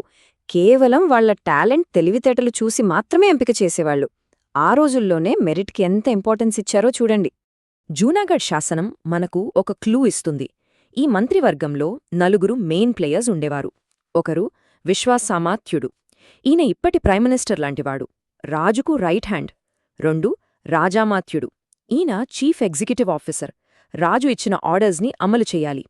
3 మహామాత్యుడు, పేర్లోనే ఉంది, ఈయన ఫినాన్స్ మినిస్టర్, డబ్బు వ్యవహారాలన్నీ ఈయనే చూసుకునేవాడు. ఇక ఫైనల్గా మహాతలవరి, ఈయన డిఫెన్స్ మినిస్టర్, ఆర్మీ వ్యవహారాలు చూసుకునేవాడు. ఎంత ఆర్గనైజ్డ్గా ఉందో చూసారా? ఓకే, టాప్ లెవెల్లో ఎవరున్నారో చూసాం. మరి ఇంత పెద్ద రాజ్యాన్ని కేవలం సెంట్రల్ గవర్నమెంట్తో నడపడం కష్టం కదా. అందుకే శాతవాహనులు ఒక క్లియర్గా టాప్ డౌన్ స్ట్రక్చర్ని ఫాలో అయ్యారు. ఆ పరిపాలనా పిరమిడ్ ఎలా ఉండేదో చూద్దాం రండి. ఈ పిరమిడ్లో అందరికంటే పైన టాప్లో ఉండేది రాజ్యం, కింగ్ ఇక్కడే ఉంటారు. మొత్తం కంట్రోల్ అంతా ఇక్కడ్నుంచే. రాజ్యాన్ని కొన్ని పెద్ద పెద్ద భాగాలుగా విడగొట్టారు. వాటిని ఆహారాలు అనేవాళ్లు. సింపుల్గా చెప్పాలంటే మన ఇప్పుడున్న రాష్ట్రాల లాంటివి అనుకోవచ్చు. వీటిని చూసుకోవటానికి సమర్థులైన అమాత్యులను పంపేవారు. మళ్ళీ ప్రతి ఆహారాన్ని ఇంకా చిన్న యూనిట్స్గా డివైడ్ చేశారు. వాటి పేరే విషయాలు, అంటే మన జిల్లాలు లాంటివి అన్మాట. వీటిని చూసుకునే ఆఫీసర్ని విషయాపతి అనేవారు. ఇక ఈ మొత్తం సిస్టమ్కి పునాది ఏంటో తెలుసా? గ్రామాలు, విలేజెస్. ఎంత పెద్ద సామ్రాజ్యమైనా సరే దాని బలముండేది ఈ చిన్న చిన్న గ్రామాల్లోనే. ప్రతి గ్రామానికి ఒక హెడ్డుండేవాడు, ఆయన్ని గ్రామిణి అనేవాళ్ళు. సరే, ఈ పిరమిడ్ అంతా పేపర్ మీద చూడ్డానికి బావుంది. కాని గ్రౌండ్ లెవెల్లో, అంటే ఊర్లలో, పట్టణాల్లో జనాల లైఫ్ ఎలా ఉండేది? ఈ సిస్టమ్ వాళ్ళని ఎలా ప్రభావితం చేసింది? ఇప్పుడు ఆ డీటెయిల్స్లోకి వెళ్దాం. లోకల్ అడ్మినిస్ట్రేషను 2 రకాలుగా ఉండేది. గ్రామాల్లో అయితే గ్రామిణి అనే గ్రామ పెద్ద అన్నీ చూసుకునేవాడు. కాని టౌన్స్లో మాత్రం ఒక నిగమ సభ ఉండేది, అంటే టౌన్ కౌన్సిల్ లాంటిది. ఇంట్రెస్టింగ్ విషయమేంటంటే ఈ కౌన్సిల్ మెంబర్స్ గహపతులు, అంటే ఆ రోజుల్లోని పెద్ద పెద్ద వ్యాపారస్తులు, పలుకుబడి ఉన్నవాళ్లు అనమాట. భట్టిప్రోలులో దొరికిన ఒక శాసనం దీనికి సాక్ష్యంగా నిలుస్తుంది. ఓకే, ఇంత పెద్ద పరిపాలనా వ్యవస్థ, ఇంత పెద్ద సైన్యం, వీటన్నింటినీ నడపాలంటే డబ్బు కావాలి కదా. మరి ఆ డబ్బు ఎక్కడ్నించొచ్చేది? ఈ సామ్రాజ్యపు ఎకనామిక్ ఇంజిన్ ఏంటి? శాతవాహనుల ఆర్థిక వ్యవస్థకు వెన్నెముక వ్యవసాయం. సో వాళ్ళకి మేజర్ ఇన్కమ్ ఎక్కడ్నుంచొస్తుందంటే భూమి మీద విధించే పన్ను నుంచే, ల్యాండ్ ట్యాక్స్ అన్నమాట. ఇదే వాళ్ళ ఖజానాని నింపేది. మరి ఆ ట్యాక్స్ ఎంత ఉండేదో తెలుసా? సింపుల్, పండిన పంటలో 1/6, 1/6. ఇది చాలా క్లియర్గా ఒక స్టాండర్డ్ రేట్గా ఉండేది. అంటే రైతులు కూడా తాము ఎంత కట్టాలో ముందే ఒక స్పష్టత ఉండేది. ట్యాక్స్ కట్టడంలో కూడా వాళ్ళొక మంచి ఆప్షన్ ఇచ్చారు. రైతులు కావాలంటే ధ్యేయ రూపంలో, అంటే డబ్బు రూపంలో కట్టొచ్చు, లేదా మేయ రూపంలో, అంటే పండించిన పంటలోనే కొంత భాగాన్ని ప్రభుత్వానికి ఇవ్వచ్చు. ఎంత ప్రాక్టికల్గా ఆలోచించారో చూడండి. ఇప్పుడు మనం శాతవాహనుల గురించి ఒక అద్భుతమైన విషయం తెలుసుకోబోతున్నాం. వాళ్ళు కేవలం ట్యాక్సులు వసూలు చేయడమే కాదు, వ్యవసాయాన్ని డెవలప్ చేయడానికి కూడా చాలా కష్టపడ్డారు. దీనికోసం ఓధయంత్రిక అనే ఒక స్పెషల్ సైంటిఫిక్ టీంని ఏర్పాటు చేశారు. అంటే ఆ కాలంలోనే ఒక గవర్నమెంట్ అగ్రికల్చరల్ R&D డిపార్ట్మెంట్ అన్నమాట. నమ్మలేకపోతున్నాం కదూ. ఈ టీం చాలా ప్రాక్టికల్ టూల్స్ కనిపెట్టింది. భూమి దున్నడానికి ఉదగ యంత్రం, బావుల్లోంచి నీళ్లు పైకి లాగడానికి గతి యంత్రం, ఇంకా రహట్ట ఘడియలాంటివి, అలాగే పత్తి నుంచి గింజలు వేరు చేయడానికి గరిక యంత్రం లాంటివి కూడా తయారు చేశారు. దీన్ని బట్టి మనకు ఏమర్థమవుతోంది? శాతవాహనులు కేవలం పాలకులే కాదు, టెక్నాలజీతో ఉత్పత్తిని పెంచాలని ఆలోచించిన విజనరీలు కూడా. శాతవాహనుల సిస్టమ్ చాలా పటిష్టంగా ఉంది, అన్నీ బానే ఉన్నాయి. కానీ వాళ్లు తీసుకున్న ఒక చిన్న పరిపాలనా నిర్ణయం భవిష్యత్తులో భారతదేశ చరిత్ర గతినే మార్చేసింది. ఆ ఊహించని మలుపు ఏంటో ఇప్పుడు చూద్దాం. ఆ కీలకమైన మార్పు ఇదే. గ్రామ పెద్ద, అంటే గ్రామిణీ పదవి ఉంది కదా, అది మెల్లమెల్లగా వారసత్వంగా మారిపోయింది. అంటే తండ్రి తర్వాత కొడుకు, అతని తర్వాత మనవడు, ఇలా ఒకే కుటుంబం ఆ పదవిలో ఉండిపోయేలా తయారైంది. ఇది వినడానికి చిన్న మార్పులా ఉన్నా దీని ప్రభావం మాత్రం చాలా చాలా పెద్దది. ఒక్కసారి ఆలోచించండి, ఒక లోకల్ లెవెల్లో పవర్ ఒకే ఫ్యామిలీ చేతిలో తరతరాలుగా ఉండిపోతే చివరికి ఏం జరుగుతుంది? జరిగిందే ఇదే. ఆ గ్రామ పెద్దల కుటుంబాలు మెల్లమెల్లగా చాలా శక్తివంతంగా తయారయ్యాయి. వాళ్లే ఆ ప్రాంతానికి భూస్వాములుగా మారారు. అధికారం, భూమి అన్నీ వాళ్ల చేతుల్లోకి వెళ్ళిపోయాయి. దీనివల్లే భారతదేశంలో ఫ్యూడల్ సిస్టమ్, అంటే భూస్వామ్య వ్యవస్థకు బీజాలు పడ్డాయి. ఇది మన దేశ రాజకీయాలను శాశ్వతంగా మార్చేసింది. కాబట్టి శాతవాహనుల కథ మనకు ఒక విషయం చాలా స్పష్టంగా నేర్పుతుంది. చరిత్రను మార్చేవి ఎప్పుడూ పెద్ద పెద్ద యుద్ధాలు, కిరీటాలు మాత్రమే కాదు. కొన్నిసార్లు పాలకులు తీసుకునే ఒక చిన్న నిర్ణయం, దానివల్ల ఊహించని పరిణామాలు ఒక దేశ భవిష్యత్తుమే మార్చేయగలవు కదా. శాతవాహనులు అనగానే మనందరికీ గుర్తొచ్చేదేంటే? గొప్ప గొప్ప రాజులు, వాళ్లు చేసిన యుద్ధాలు, కట్టించిన కట్టడాలు, అవునా? కాని వీటన్నింటి వెనుక వాళ్ల సామ్రాజ్యాన్ని నడిపిన అసలైన శక్తి ఒకటుంది. అదే వాళ్ల ఆర్థిక వ్యవస్థ. అది ఎంత పటిష్టంగా, ఎంత ఆధునికంగా ఉండేదో తెలిస్తే నిజంగా ఆశ్చర్యం కలుగుతుంది. సరే, మరి ఆ అద్భుతమైన ఆర్థిక ప్రపంచంలోకి ఓసారి చూద్దామా? ఇక్కడే అసలు ప్రశ్న మొదలవుతుంది. ఆలోచించండి, ఆ రోజుల్లో ఇప్పట్లా బ్యాంకుల్లేవు, స్టాక్ మార్కెట్లు అసలే లేవు. మరి అలాంటి పరిస్థితుల్లో ఇంత పెద్ద, ఇంత ఆధునాతన ఆర్థిక వ్యవస్థను వాళ్లు ఎలా నడిపించారు? ఈ విశ్లేషణలో మనం తెలుసుకోబోయేది సరిగ్గా ఇదే. సరే, ఏ ఆర్థిక వ్యవస్థకైనా పునాదెక్కడుంటుంది? వ్యవసాయంలోనే. శాతవాహనుల ఆర్థిక సామ్రాజ్యమనే పెద్ద భవనానికి మూల స్తంభం కూడా వాళ్ల భూమి, ఆ భూమిలో పండే పంటే. మరే వాళ్ల వ్యవసాయ వ్యవస్థ ఎలా ఉండేదో చూద్దాం. ఆ కాలంలో ప్రధానంగా 2 రకాల రైతులుండేవారన్నమాట. ఒకరేమో హలిక, అంటే చిన్న చిన్న పొలాల్లో సాగు చేసుకునే చిన్న కారు రైతులు. ఇక రెండో వర్గం గహపతి. వీళ్లేమో పెద్ద పెద్ద భూస్వాములు, మన ఇప్పటి భాషలో చెప్పాలంటే జమీందారులు లాంటివాళ్లు. వాళ్లు పండించింది కేవలం వరి లాంటి ఆహార పంటలు మాత్రమే కాదు, పత్తి, పసుపు, చెరకు లాంటి వాణిజ్య పంటలు కూడా విపరీతంగా పండించేవాళ్లు. అయితే ఇక్కడో ఇంట్రెస్టింగ్ పాయింట్ ఉంది. వాళ్లు కొబ్బరిని కూడా పండించి దాన్ని మలయాళ్ లాంటి దేశాలకు ఎగుమతి చేసేవారట. అంటే ఆలోచించండి, దాదాపు 2000 ఏళ్ల క్రితమే ఇంటర్నేషనల్ ట్రేడ్. ఇక్కడే శాతవాహనుల పాలనలో ఒక అద్భుతమైన, చాలా మోడర్న్ అనిపించే విషయం మనకు కనిపిస్తోంది. రాజులు బౌద్ధ సన్యాసులకు, బ్రాహ్మణులకు భూములు దానం చేసేవాళ్లు. కాని ఎలా? రైతు దగ్గర్నుంచి బలవంతంగా లాక్కొని కాదు. ఫస్ట్ ఆ రైతుకు సరైన డబ్బులిచ్చి ఆ భూమిని కొని ఆ తర్వాత దాన్ని దానంగా ఇచ్చేవారు. అంటే ప్రైవేట్ ప్రాపర్టీకి వాళ్లు ఎంత విలువిచ్చారో చూడండి. సో ఈ ప్రాసెస్ చాలా సిస్టమాటిక్గా జరిగేది. స్టెప్ 1 ఏ భూమిని దానం చేయాలో డిసైడ్ అవ్వడం. స్టెప్ 2 ఆ భూమి ఓనర్తో మాట్లాడి సరైన రేటుకి దాన్ని కొనడం. ఇక ఫైనల్ స్టెప్ దాన్ని బౌద్ధ విహారాలకో మరొకరికో గిఫ్ట్గా ఇవ్వడం. ఎంత సివిలైజ్డ్ పద్ధతి గదా! ఇందుకు ఒక ఉదాహరణ కూడా ఉంది. ఒక శాసనంలో ఏమనుందంటే, ఉషవదత్తుడు అనే ఒక అధికారి ఒక రైతు దగ్గర భూమి కొనడానికి ఏకంగా 4000 కార్షపణాలు చెల్లించాడట. 4000! ఆ రోజుల్లో అది చాలా అంటే చాలా పెద్ద మొత్తం. అంటే దానం చేయడానికి కూడా రైతుల హక్కులను ఏమాత్రం కాలరాయలేదని దీన్ని బట్టి మనకు స్పష్టంగా అర్థమవుతుంది.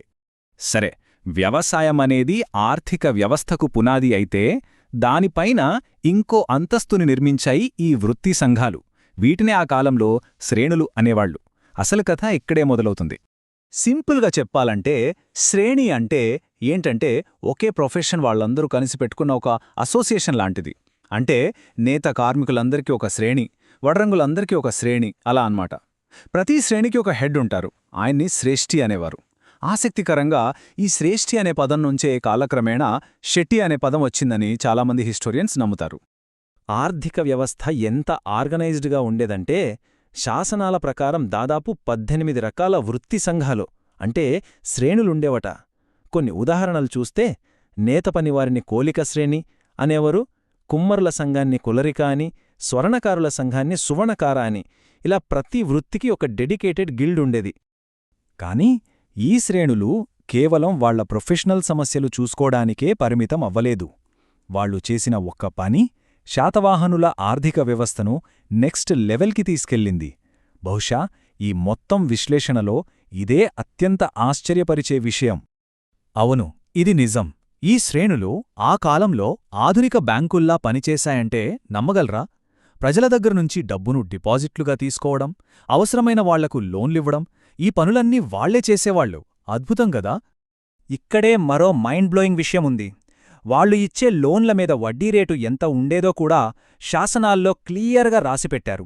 సంవత్సరానికి 12%. ఎంత పక్కాగా, ఎంత ప్రొఫెషనల్గా ఉండేదో చూడండి వాళ్ళ ఫైనాన్షియల్ సిస్టమ్. దీనికొక సాలిడ్ ప్రూఫ్ కూడా మనకు నాసిక్ శాసనంలో దొరికింది. ఋషభ దత్తుడు అనే ఒక వ్యక్తి నేత పనివాళ్ల సంఘం అంటే కోలిక శ్రేణి దగ్గర 2000 కార్షపణలు అప్పు తీసుకున్నాడు.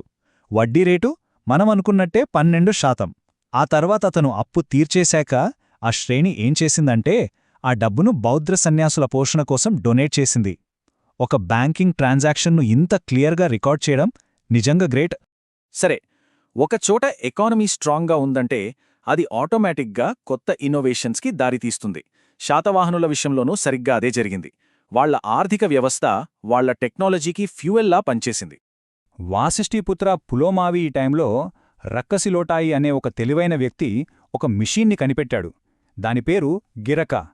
దీని స్పెషాలిటీ ఏంటంటే పత్తి నుంచి గింజల్ని చాలా ఈజీగా, ఫాస్ట్గా వేరు చేస్తుంది. చెప్పాలంటే ఆ కాలం టెక్స్టైల్ ఇండస్ట్రీలో ఇదొక రెవల్యూషన్. ఈ గిరక అనే మెషిన్ ఒక చైన్ రియాక్షన్ లాంటిది. స్టెప్ 1 గింజలు ఫాస్ట్గా వేరు చేయగలిగారు. స్టెప్ 2 దానివల్ల బట్టల తయారీ స్పీడ్ పెరిగింది.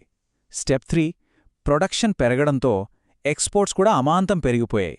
చూసారా, ఒక చిన్న ఇన్నోవేషన్ మొత్తం ఎకానమీని ఎలా మార్చేస్తుందో చెప్పడానికి ఇదొక పర్ఫెక్ట్ ఎగ్జాంపుల్. సహజంగానే ఈ టెక్నాలజీ వల్ల ఎక్కువగా బెనిఫిట్ పొందింది ఎవరు? ఇంకెవరు? నేత పనివాళ్లే.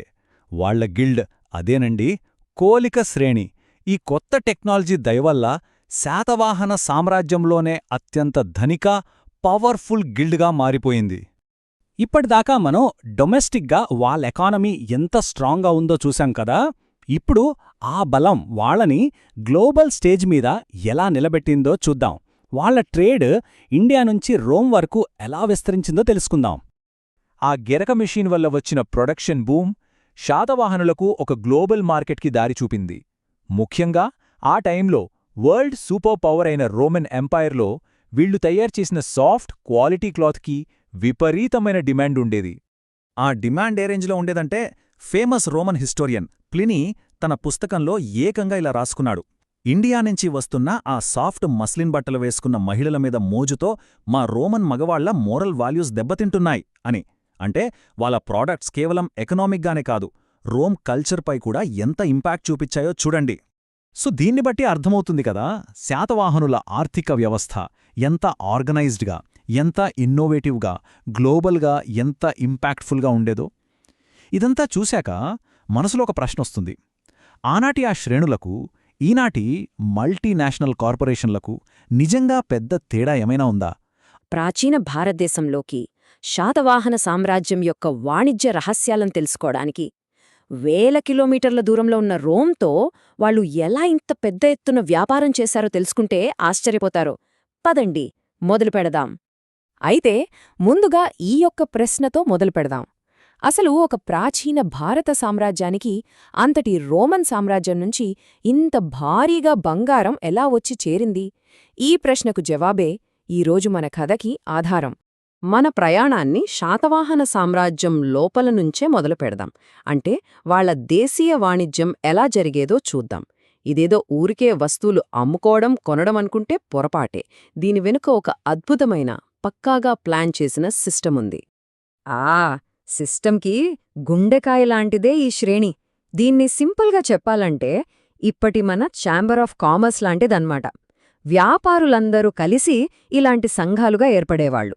ఈ శ్రేణులే ట్రేడ్ రూల్స్ పెట్టేవి, ఏవైనా గొడవలొస్తే పరిష్కరించేవి, వాళ్ల సభ్యుల హక్కులను కాపాడేవి. దీనికి హెడ్గా శ్రేష్ఠి అనే నాయకుడు ఉండేవాడు. సరే, శాతవాహనుల కాలంలో మనకి ప్రధానంగా 2 రకాల వ్యాపారులు కనిపిస్తారు. మొదటి రకం సేధి. వీళ్లు దేశం లోపలే, అంటే సామ్రాజ్యం లోపలే వ్యాపారం చేసుకునేవాళ్లు. ఇక రెండో రకం సార్ధవాహులు. వీళ్లు చాలా సాహసవంతులు. సముద్రాలు దాటి మరీ విదేశాలతో వ్యాపారం చేసేవాళ్లు. ఆ రోజుల్లో ప్రయాణాలు అంటే మాటలు కాదు, చాలా ప్రమాదాలతో కూడుకున్నవి. ముఖ్యంగా దారిదోపిడీ దొంగల భయం ఎక్కువ. అందుకే ఈ సార్ధవాహులు ఒంటరిగా వెళ్లేవాళ్లు కాదు. వాళ్ళంతా కలిసి బిడారాలు అనే గ్రూపులుగా ఏర్పడేవాళ్లు. ఇది ఒక రకమైన సెక్యూరిటీ కాన్వాయ్ లాంటిది. ఒకరికొకరు తోడుగా, ఒకరికొకరు రక్షణ కవచంలా ఉండేవాళ్లన్నమాట. సరే, దేశం లోపల వాణిజ్యం ఎలా ఉండేదో చూశాం కదా. ఇప్పుడు మనం శాతవాహనులని ప్రపంచంతో కనెక్ట్ చేసిన ఆ కీలకమైన ప్రదేశాలకి వెళ్దాం. అవే వాళ్ల ఓడరేవులు. ఈ పోర్ట్లే వాళ్ల ఆర్థిక వ్యవస్థకు ప్రాణం పోశాయి. చూడండి, శాతవాహనులు ఎంత తెలివైనవాళ్లో. వాళ్లకి తూర్పు, పశ్చిమ తీరాల్లో రెండిట్లోనూ బలమైన పోర్టులుండేవి. పశ్చిమాన గుజరాతిలోని భరుకచ్ నుంచి, తూర్పున ఇప్పటి మన మచిలీపట్నం అంటే అప్పటి మైసోలియా వరకు ఈ ఓడరేవులు అంతర్జాతీయ వాణిజ్యానికి పవర్ఫుల్ హబ్స్గా ఉండేవి. మరి ఈ పోర్ట్లకి ఇంత సరుకు ఎక్కడ్నుంచొస్తోందబ్బా అనిపించొచ్చు. సామ్రాజ్యంలోనే ఒక్కో ప్రాంతం ఒక్కో స్పెషాలిటీకి ఫేమస్ అన్నమాట. గూడూరు, మచిలీపట్నమేమో సన్నని బట్టలకు ఫేమస్.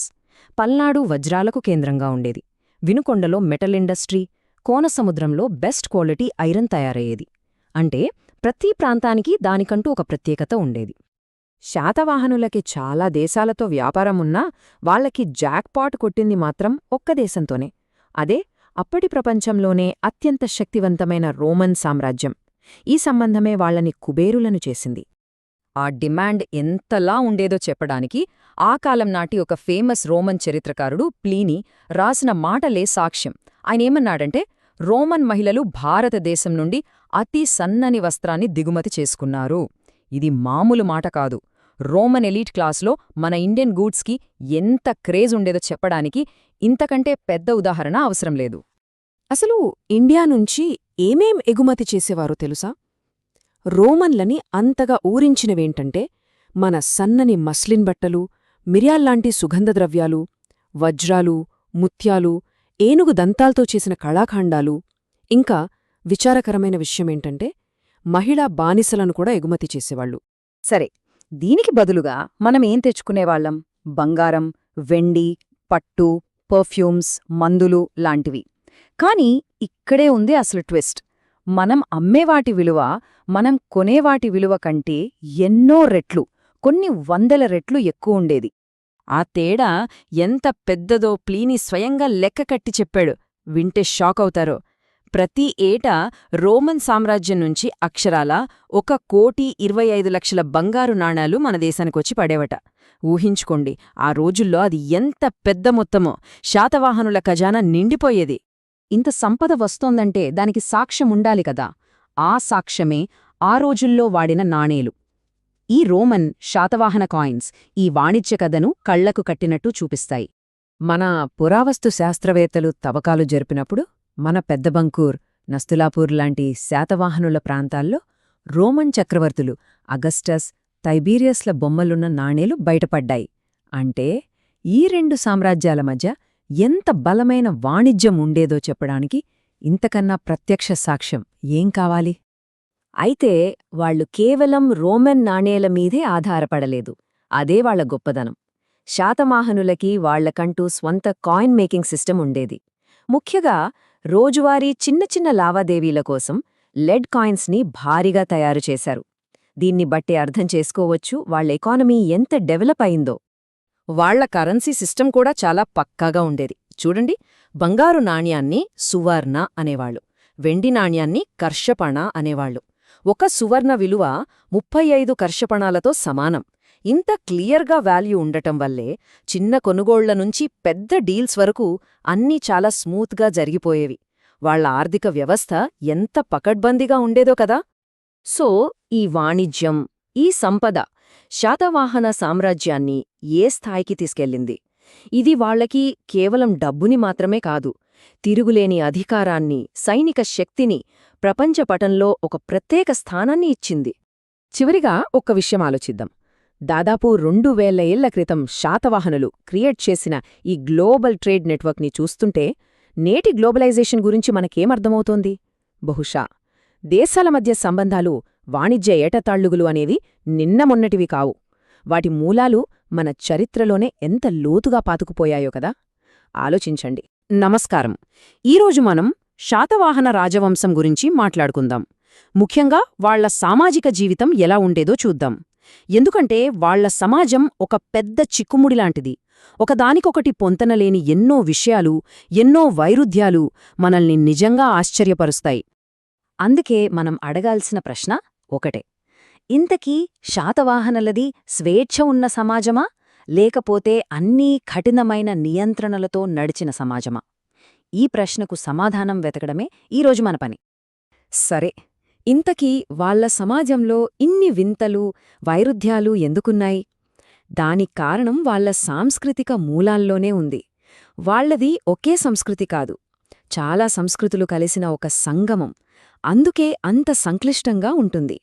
దీన్నే మనం మిశ్రమ సంస్కృతి అని పిలుస్తాం. అంటే ఏంటంటే ద్రావిడ సంప్రదాయాలు, ఆర్య సంప్రదాయాలు రెండూ కలిసిపోయి ఒక యునీక్, ఒక కొత్త రకమైన సమాజాన్ని సృష్టించాయి. మనం ఇప్పుడు మాట్లాడుకోబోయే అన్ని వైరుధ్యాలకు మూలం ఈ కలయికలోనే ఉంది. సరే, ఇక మనం అసలు విషయానికి వద్దాం.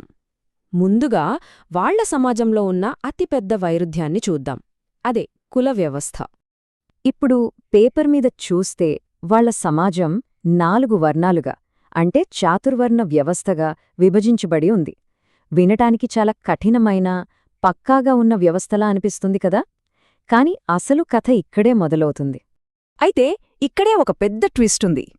కథాసరిత్సాగరం లాంటి గ్రంథాలు చదివితే మనకేమర్థమవుతుందంటే ఆ కుల వ్యవస్థ పేరుకే కాని అంత పటిష్టంగా ఏమీ లేదట.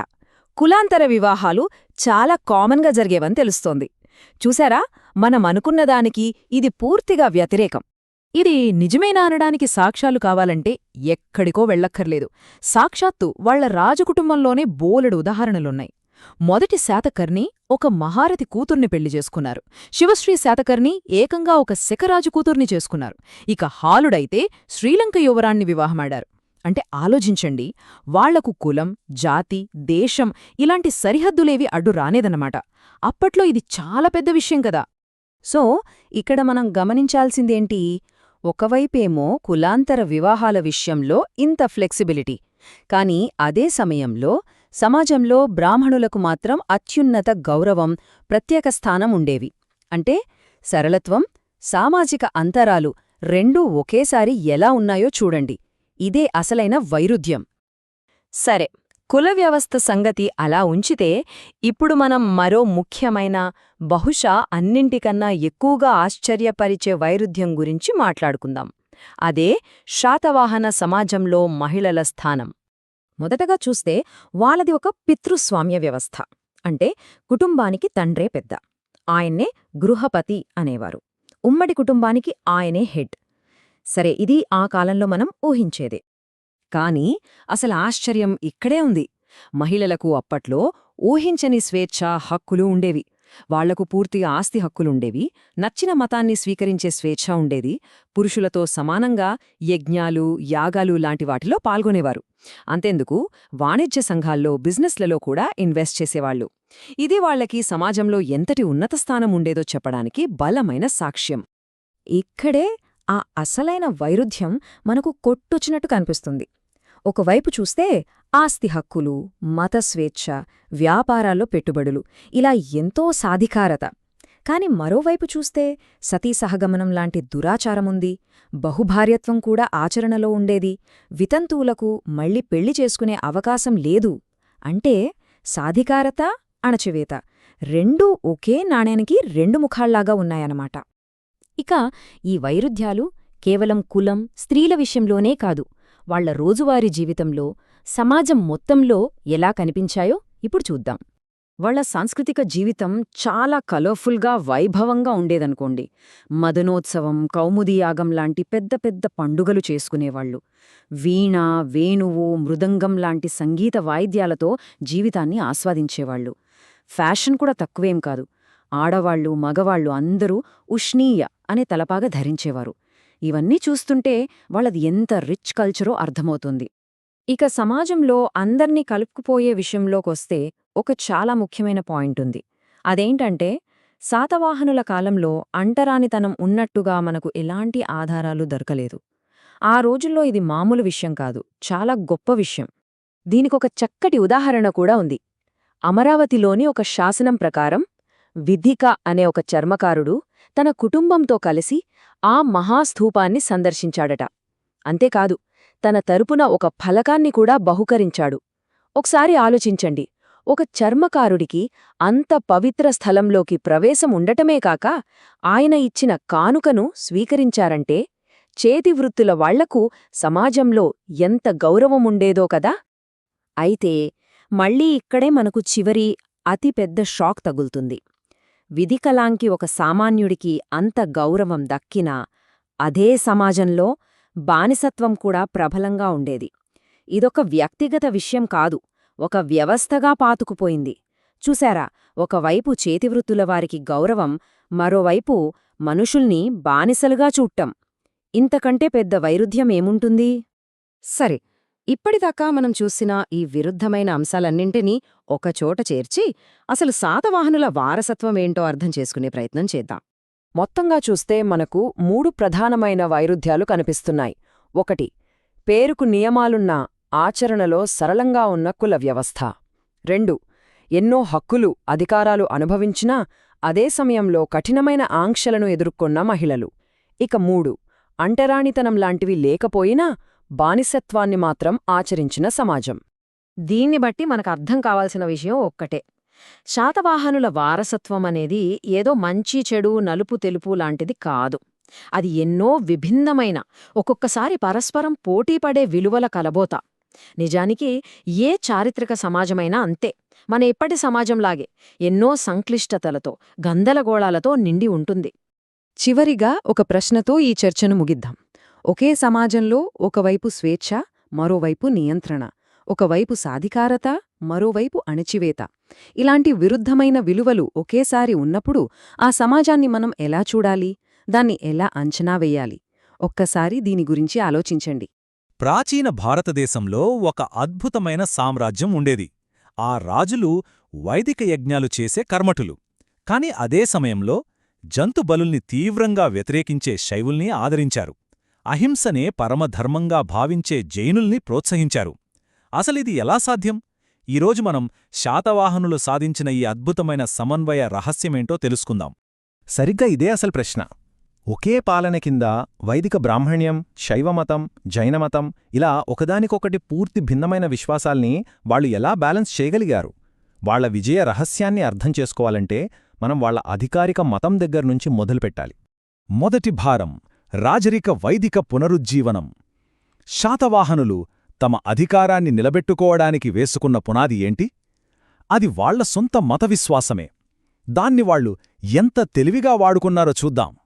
ఇది కేవలం వాళ్ల నమ్మకం మాత్రమే కాదు, ఇదొక పొలిటికల్ స్టేట్మెంట్. అశ్వమేధయాగంలాంటి భారీ యజ్ఞాలు చేయడం ద్వారా వాళ్లు తమ సార్వభౌమత్వాన్ని, అధికారాన్ని అందరికీ చాటి చెప్పారు. అంతకుముందున్న సామ్రాజ్యాల తర్వాత క్షీణించిన వైదిక సంప్రదాయాలను మళ్లీ పునరుద్ధరించి తమ పాలనకు ఒక ధార్మికమైన అధికారాన్ని సంపాదించుకున్నారు.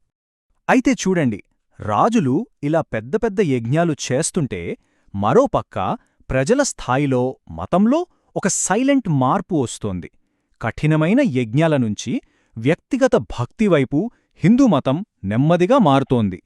ఈ మార్పును శాతవాహనులు ఖచ్చితంగా గుర్తించారు. ఇది వాళ్ల పాలనా వ్యూహంలో ఒక చాలా కీలకమైన అంశంగా మారింది. ఇక రెండో భాగం శైవమత ప్రాబల్యం. వైదిక మతాన్ని అధికారికంగా పాటిస్తున్నప్పటికీ శాతవాహనులు మరో శక్తివంతమైన మతంతో, ముఖ్యంగా దాని శాంతియుత శాఖతో చాలా దగ్గరి సంబంధాలు పెట్టుకున్నారు. ఇది వాళ్ల వ్యూహంలో రెండో కీలకమైన అడుగు. వాళ్ళు ఆదరించిన పాశుపత శైవమతం చాలా తెలివైన ఎంపిక. ఎందుకంటే అది శాంతికి, అహింసకు ఎక్కువ ప్రాధాన్యత ఇచ్చింది. ఒక్కసారి ఆలోచించండి. ఒకవైపు రాజులు తమ అధికారం కోసం వైదిక యజ్ఞాలు చేస్తున్నారు, మరోవైపు జంతుబళ్లను వ్యతిరేకించే శైవశాఖను ప్రోత్సహిస్తున్నారు. చూడండి ఎంత తెలివైన ఎత్తుగడో! దీని ద్వారా వాళ్లు సంప్రదాయవాదులను, సంస్కరణవాదులను ఇద్దరినీ ఒకేసారి సంతృప్తిపరిచారన్నమాట. ఇదంతా మనం మాటల్లో చెప్పుకుంటున్నాం కదా, కాని వాళ్ల భక్తికి ఒక బలమైన భౌతిక సాక్ష్యం కూడా ఉంది. దాదాపు 2000 సంవత్సరాలుగా నిలిచి ఉన్న ఒక అద్భుతమైన ప్రదేశమది. గుడిమల్లం ఆలయంలోని శివలింగం ఎత్తిది ఏకంగా 14 అడుగులు. ఇది కేవలం భక్తికి చిహ్నం కాదు, వాళ్ల శక్తికి, శైవమతానికి వాళ్ళిచ్చిన ప్రాముఖ్యతకు ఇదొక నిలువెత్తు నిదర్శనం. ఇంతటి భారీ నిర్మాణం రాజరిక మద్దతు లేకుండా అస్సలు సాధ్యం కాదు. ఇక మూడో భాగం జైన విశ్వాసం. ఇక్కడే శాతవాహనుల కథలో అసలైన ట్విస్ట్ మొదలవుతుంది. వైదిక యజ్ఞాలు చేసే రాజులు అహింసనే పరమధర్మంగా భావించే జైన మతాన్ని ఎలా ఆదరించగలిగారు? ఇది వాళ్ల వ్యూహంలో అత్యంత ఆశ్చర్యకరమైన భాగం. ఈ సపోర్ట్ అనేది ఏదో చివరి రోజుల్లో వచ్చింది కాదు. ఏకంగా రాజవంశాన్ని స్థాపించిన సిముకరాజు దగ్గర్నుంచే జైనమతానికి రాజరిక ఆదరణ లభించింది. ఇది మాటలతో చెప్పడమే కాదు, వాళ్ళ నాణేలు జైనమఠాల్లో దొరికాయి. వాళ్ళ రాజులు జైనుల కోసం దేవాలయాలు కట్టించినట్టు చారిత్రక ఆధారాలు కూడా ఉన్నాయి. అంటే ఇదొక స్పష్టమైన దీర్ఘకాలిక విధానమన్నమాట. ఈ మద్దతు కేవలం రాజు కుటుంబం వరకే ఆగిపోలేదు. కల్పప్రదీప అనే గ్రంథం ఏం చెబుతోందంటే 52 మంది సైన్యాధిపతులు తమ సొంత పేర్లతో 52 జైన దేవాలయాలను కట్టించారు. అంటే జైనమతం రాజుల దగ్గర్నుంచి సైన్యం వరకు సామ్రాజ్యంలోని ఉన్నత వర్గాలన్నిటిలోనూ ఎంత బలంగా వేళ్లూనుకుందో మనం అర్థం చేసుకోవచ్చు. అంతేకాదు, శాతవాహన రాజ్యంలో సల్లేఖన ఆచరించినట్లు కూడా ఆధారాలున్నాయి. ఇది జైన సన్యాసులు తమ జీవితం చివరిలో స్వచ్ఛందంగా ఉపవాసంతో మరణాన్ని స్వీకరించే ఒక గంభీరమైన దీక్ష. ఒక రాజ్యంలో ఇంత ఉన్నత స్థాయి జైన ఆచారాలు పాటించగలుగుతున్నారంటే ఆ సమాజంలో వాళ్ళకి ఎంతటి గౌరవం, స్వేచ్ఛ లభించిందో కదా. ఇలాంటి స్వేచ్ఛాయుత, శాంతియుత వాతావరణమే ఆ యుగంలోనే ఒక గొప్ప జైన పండితుడి ఆవిర్భావానికి వేదికను సిద్ధం చేసింది. ఆయన రాకతో జైనమత చరిత్రే ఒక మలుపు తిరిగింది. ఆ మహానుభావుడే కొండకుందాచార్యుడు. శాతవాహనుల ఆదరణతో ఆయన జైన తత్వశాస్త్రంలో విప్లవాత్మక మార్పులు తీసుకొచ్చారు. దిగంబర శాఖను పునర్వ్యవస్థీకరించి జైన మతానికి ఒక కొత్త దిశానిర్దేశం చేశారు. ఆయన ప్రభావం ఇప్పటికీ జైన మతంపై స్పష్టంగా కనిపిస్తుంది. ఆయన రాసిన గ్రంథాలు, ముఖ్యంగా సమయసారా వాంటివి, జైన ఫిలాసఫీకే మూలస్తంభాలుగా నిలిచాయి. ఆత్మ, కర్మ, మోక్షం గురించి ఆయన చెప్పిన విషయాలు లక్షలాది మందికి మార్గనిర్దేశం చేశాయి. శాతవాహనుల పాలనలో ఇంత గొప్ప మేధోసంపత్తి వర్ధిల్లడం వారి సమన్వయ విధానానికి ఒక తిరుగులేని సాక్ష్యం. సరే, ఇప్పటిదాకా మనం 3 ముక్కలు చూశాం: వైదికం, శైవం, జైనం. ఇప్పుడు వీటన్నిటినీ కలిపి ఆ పెద్ద చిత్రాన్ని చూద్దాం. ఇంతకీ వారి విజయ రహస్యమేంటి? వాళ్ళు ఆ చిక్కుముడిని ఎలా విప్పారు? వారి సక్సెస్ సీక్రెట్ సెలక్షన్లో లేదు, సింథసిస్లో ఉంది. అంటే సమన్వయం చేయడంలో ఉంది. వాళ్ళు వైదిక మతం లేదా శైవ మతం లేదా జైన మతాన్ని ఎంచుకోలేదు. వాళ్ళు వైదిక మతం మరియు శైవ మతం మరియు జైన మతాన్ని కలిపి ఒక అద్భుతమైన స్థిరమైన పరిపాలనా నమూనాను తయారుచేశారు. వాళ్ళ వ్యూహాన్ని మనం ఈ 4 సింపుల్ స్టెప్స్గా చూడొచ్చు. మొదటగా తమ సొంత రాజరిక మతాన్ని అంటే వైదిక ధర్మాన్నే గౌరవంగా పాటించారు. ఇది వాళ్లకి సాంప్రదాయబద్ధమైన అధికారాన్నిచ్చింది. రెండోది, లౌకికవాదాన్ని పాటించారు. సామ్రాజ్యంలోని అన్ని మతాలను అధికారికంగా గౌరవించారు.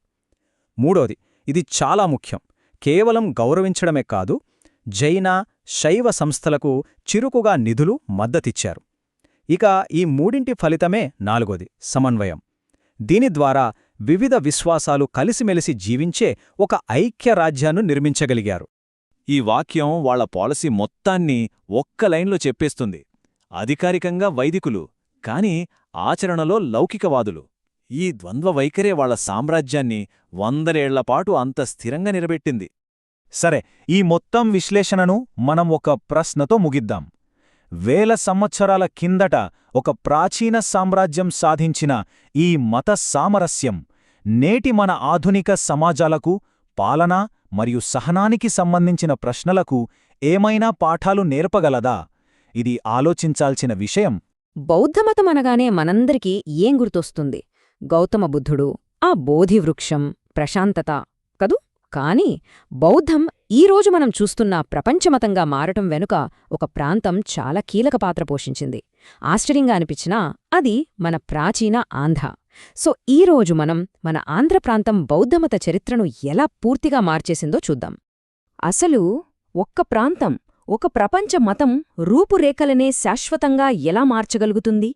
వింటుంటేనే ఆశ్చర్యంగా ఉంది కదా? ఈ ప్రశ్నకు సమాధానం కావాలంటే మనం ప్రాచీన ఆంధ్ర చరిత్ర లోపలికి వెళ్లాల్సిందే. అక్కడ మనకు తెలియని ఎన్నో ఆసక్తికరమైన విషయాలు ఎదురుచూస్తున్నాయి. సాధారణంగా చాలామంది ఏమనుకుంటారంటే బౌద్ధం దక్కన్కొచ్చింది అశోక చక్రవర్తి వల్లే అని. కాని అది నిజం కాదు. అసలు కథ అంతకంటే చాలా చాలా ముందే మొదలైంది. ఏకంగా గౌతమ బుద్ధుడు జీవించి ఉన్న కాలంలోనే ఇక్కడ బౌద్ధం బీజాలు పడ్డాయంటే నమ్ముతారా? సో ఆంధ్రాకు బౌద్ధానికి ఉన్న బంధం ఎంత పాతది అంటే కొన్ని టిబెటన్ సంప్రదాయాల ప్రకారం స్వయంగా గౌతమ బుద్ధుడే అమరావతికి వచ్చారని చెప్తారు. అంతేకాదు, అశోకుడు అధికారికంగా బౌద్ధాన్ని ప్రచారం చేయడానికి ఎన్నో ఏళ్ల ముందే భావరి అనే ఒక ఋషి కథ ద్వారా ఇక్కడి ప్రజలకు బుద్ధుడి బోధనలు చేరాయని మనకు చారిత్రక ఆధారాలు కూడా ఉన్నాయి. సుత్తనిపాతం గ్రంథంలో ఒక ఇంట్రెస్టింగ్ కథ ఉంది. గోదావరి తీరాన బావరి అనే ఒక గొప్ప ఋషి ఉండేవారట. ఆయనకు బుద్ధుడి గురించి తెలుసుకోవాలనే ఆసక్తితో తన 16 మంది శిష్యులను ఆయన దగ్గరికి పంపారు. వెళ్లినవాళ్లు తిరిగి వచ్చింది కేవలం విషయాలు తెలుసుకుని కాదు, ఏకంగా ఒక కొత్త విశ్వాసాన్నే స్వీకరించి వచ్చారు. అంటే చూడండి ఆ బోధనల్లో ఎంత శక్తి ఉందో. సరే, బౌద్ధమీ ప్రాంతానికి వచ్చింది. కాని అది కేవలం కొంతమంది పండితులకో ఋషులకో పరిమితమైపోలేదు. అక్కడే ఉంది అసలు మ్యాజిక్. అది ఒక ప్రజా ఉద్యమంలా మారింది. అంటే రాజుల సపోర్ట్ కంటే ఎక్కువగా సామాన్య ప్రజల మద్దతుతోనే ఇక్కడ బలంగా వేళ్లూనుకుంది. ఇక్కడే మనకొక చాలా విచిత్రమైన ఆసక్తికరమైన విషయం కనిపిస్తోంది. అప్పటి శాతవాహన రాజులు వాళ్ళు అఫీషియల్గా సపోర్ట్ చేసింది వైదిక మతాన్ని. కానీ అదే సమయంలో వాళ్ల రాణులు, పెద్ద పెద్ద వ్యాపారులు, చివరకు సామాన్య చేతి వృత్తుల వాళ్లు కూడా బౌద్ధ ఆరామాలకు, విహారాలకు విపరీతంగా మద్దతిచ్చారు. శాసనాలు చూస్తే తెలుస్తుంది వ్యాపార సంఘాలు బౌద్ధ విహారాలకు ఎంత భారీగా విరాళలిచ్చాయో. అంటే ఒక రకంగా చెప్పాలంటే అఫీషియల్ మతం ఒకటి, పీపుల్స్ మతం ఇంకొకటి అనమాట. 4,60,000. ఈ నంబర్ ఊహించుకోండి. ఇదేంటో తెలుసా? శ్రీలంకలో జరిగిన ఒకే ఒక స్థూప ఉత్సవానికి కేవలం మన ఆంధ్ర ప్రాంతం నుంచి వెళ్లిన బౌద్ధ భిక్షువుల సంఖ్య. ఇది నేను చెప్తుంది కాదు, మహావంశం అనే గ్రంథంలో రాసి ఉంది. ఈ ఒక్క నంబర్ చాలు ఆ రోజుల్లో బౌద్ధం ఇక్కడ ఎంత బలంగా, ఎంత విస్తారంగా పాతుకుపోయిందో చెప్పడానికి. ఓకే, ఇప్పటివరకు బౌద్ధం ఇక్కడ ఎలా పెరిగిందో చూశాం. ఇప్పుడు మనం బౌద్ధమత చరిత్రలోనే ఒక టర్నింగ్ పాయింట్ గురించి మాట్లాడుకోబోతున్నాం. బౌద్ధంలో వచ్చిన ఒక అతి పెద్ద మార్పు, ఒక తాత్విక విభజన ఎక్కడో కాదు, సరిగ్గా మన ఆంధ్రాలోనే మొదలైంది. అందులో మొదటిది సాంప్రదాయ మార్గం. దాన్ని హీనయానం అంటారు. అంటే చిన్న బండి అని అర్థం. దీని కాన్సెప్ట్ చాలా సింపుల్. ఎవరికి వాళ్లు సాధన చేసి నిర్వాణాన్ని పొందాలి. ఇదొక ఇండివిజువల్ జర్నీ అన్నమాట. ఈ మార్గంలో బుద్ధుణ్ణి ఒక దేవుడిగా పూజించరు. ఆయన కేవలం దారి చూపిన ఒక గొప్ప టీచర్, ఒక గురువు. అయితే కొంతకాలం తర్వాత ఒక కొత్త ఆలోచన, ఒక విప్లవాత్మకమైన ఆలోచన పుట్టింది. అదే మహాయానం, అంటే పెద్దబండి. వాళ్ళేమన్నారంటే, కేవలం మన మోక్షం గురించి మనం ఆలోచించుకోవడం కాస్త స్వార్థంగా అనిపించటం లేదా? అందరినీ మనతో పాటు ఈ ముక్తి మార్గంలోకి తీసుకెళ్లాలి, అదే నిజమైన కరుణ అని వాదించారు. ఇది బౌద్ధ ఫిలాసఫీలోనే ఒక గేమ్ చేంజర్. సో చూశారుగా, ఈ రెండు మార్గాల మధ్య తేడా చిన్నదేమీ కాదు. ఒకటి వ్యక్తిగత మోక్షం గురించి చెప్తే, ఇంకోటి అందరి విముక్తి గురించి చెప్పింది. ఒకచోట బుద్ధుడు గురువైతే మరోచోట ఆయనే దైవమయ్యాడు. ఆయన్ని గౌరవించడం నుంచి ఆరాధించడం మొదలైంది. ఇక ఈ ఆలోచన మార్పే బౌద్ధంలో విగ్రహారాధన మొదలవడానికి పునాది వేసింది. ఇప్పుడు అసలు పాయింట్కి వద్దాం.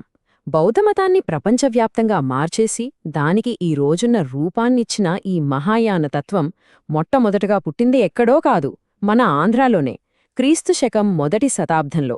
అంటే అర్థం చేసుకోండి, ఆంధ్ర కేవలం బౌద్ధాన్ని ఫాలో అవ్వలేదు, దానికొక కొత్త డైరెక్షన్ ఇచ్చింది, దాన్ని రీడిఫైన్ చేసింది. సరే, ఈ మహాయానం విగ్రహారాధనకు దారి తీసిందన్నాం కదా, ఇప్పుడు సరిగ్గా దాని గురించే మాట్లాడుకుందాం. మన ఆంధ్ర ప్రాంతం నుంచి వచ్చిన ఈ విప్లవాత్మక ఆలోచన ఈ ఆరాధనా పద్ధతిని ఎలా మార్చేసిందో చూద్దాం. ఈ మార్పు అనేది ఓవర్నైట్ జరగలేదు. దీని వెనుక ఒక ప్రాసెస్ ఉంది. ఆంధ్రాలోని చైత్యక అనే ఒక బౌద్ధ శాఖ దీనికి దారి చూపించింది. వాళ్ళు ఏం చేశారంటే, ఫస్ట్ స్టెప్గా బుద్ధుడిని ఒక మామూలు మనిషిలా కాకుండా అతీత శక్తులు, దైవిక లక్షణాలున్న వ్యక్తిగా వర్ణించడం మొదలుపెట్టారు. తరువాత డైరెక్ట్గా ఆయన్ని పూజించకుండా ఆయన జీవితంలోని ముఖ్య ఘట్టాలకు సంబంధించిన చిహ్నాలని, అంటే పుట్టుకకు తామరపువ్వు, జ్ఞానోదయానికి బోధివృక్షం, ఇలాంటి వాటిని పూజించడం మొదలుపెట్టారు. ఈ రెండు స్టెప్స్ కలిపి ఫైనల్గా బుద్ధుడిని ఒక భౌతిక రూపంలో, అంటే ఒక విగ్రహం రూపంలో పూజించడానికి మార్గం వేశాయి. ఇవన్నీ చూశాక ఫైనల్గా మనకు ఏమర్థమవుతోంది? ఆంధ్ర ప్రాంతం బౌద్ధ ప్రపంచానికిచ్చిన లెగసీ ఏంటి? అది కేవలం బౌద్ధం ఉన్నొక ప్రాంతంగా మిగిలిపోలేదు, ఒక మేధోకేంద్రంగా, ఒక ఫిలసాఫికల్ హబ్గా ఎలా నిల్చిందో చూద్దాం. ఈ విషయం వింటే మీరు ఆశ్చర్యపోతారు. ప్రాచీన ఇండియాలో మొత్తం 18 ముఖ్యమైన బౌద్ధ శాఖలుంటే వాటిలో సరిగ్గా సగం, అంటే 9 శాఖలు ఒక్క ఆంధ్ర ప్రాంతంలోనే యాక్టివ్గా ఉండేవి, అంటే 50%. ఇది జస్ట్ ఒక నంబర్ కాదు. ఆ ప్రాంతంలో ఎంత తాత్విక వైవిధ్యం ఉండేదో, ఎంత మేధో స్వేచ్ఛ ఉండేదో, బౌద్ధ ప్రపంచంలో దానికి ఎంత ప్రాధాన్యత ఉండేదో చెప్పడానికి ఇదొక తిరుగులేని సాక్ష్యం. ఇంకో విషయం ఏంటంటే, బౌద్ధమతంలో రెండో బుద్ధుడు అని పిలుచుకునేంత గొప్ప తత్వవేత్త ఆచార్య నాగార్జునుడు, ఆయన కూడా మన ఆంధ్ర ప్రాంతానికి చెందినవారే. దీన్ని బట్టి మనకేం తెలుస్తోంది?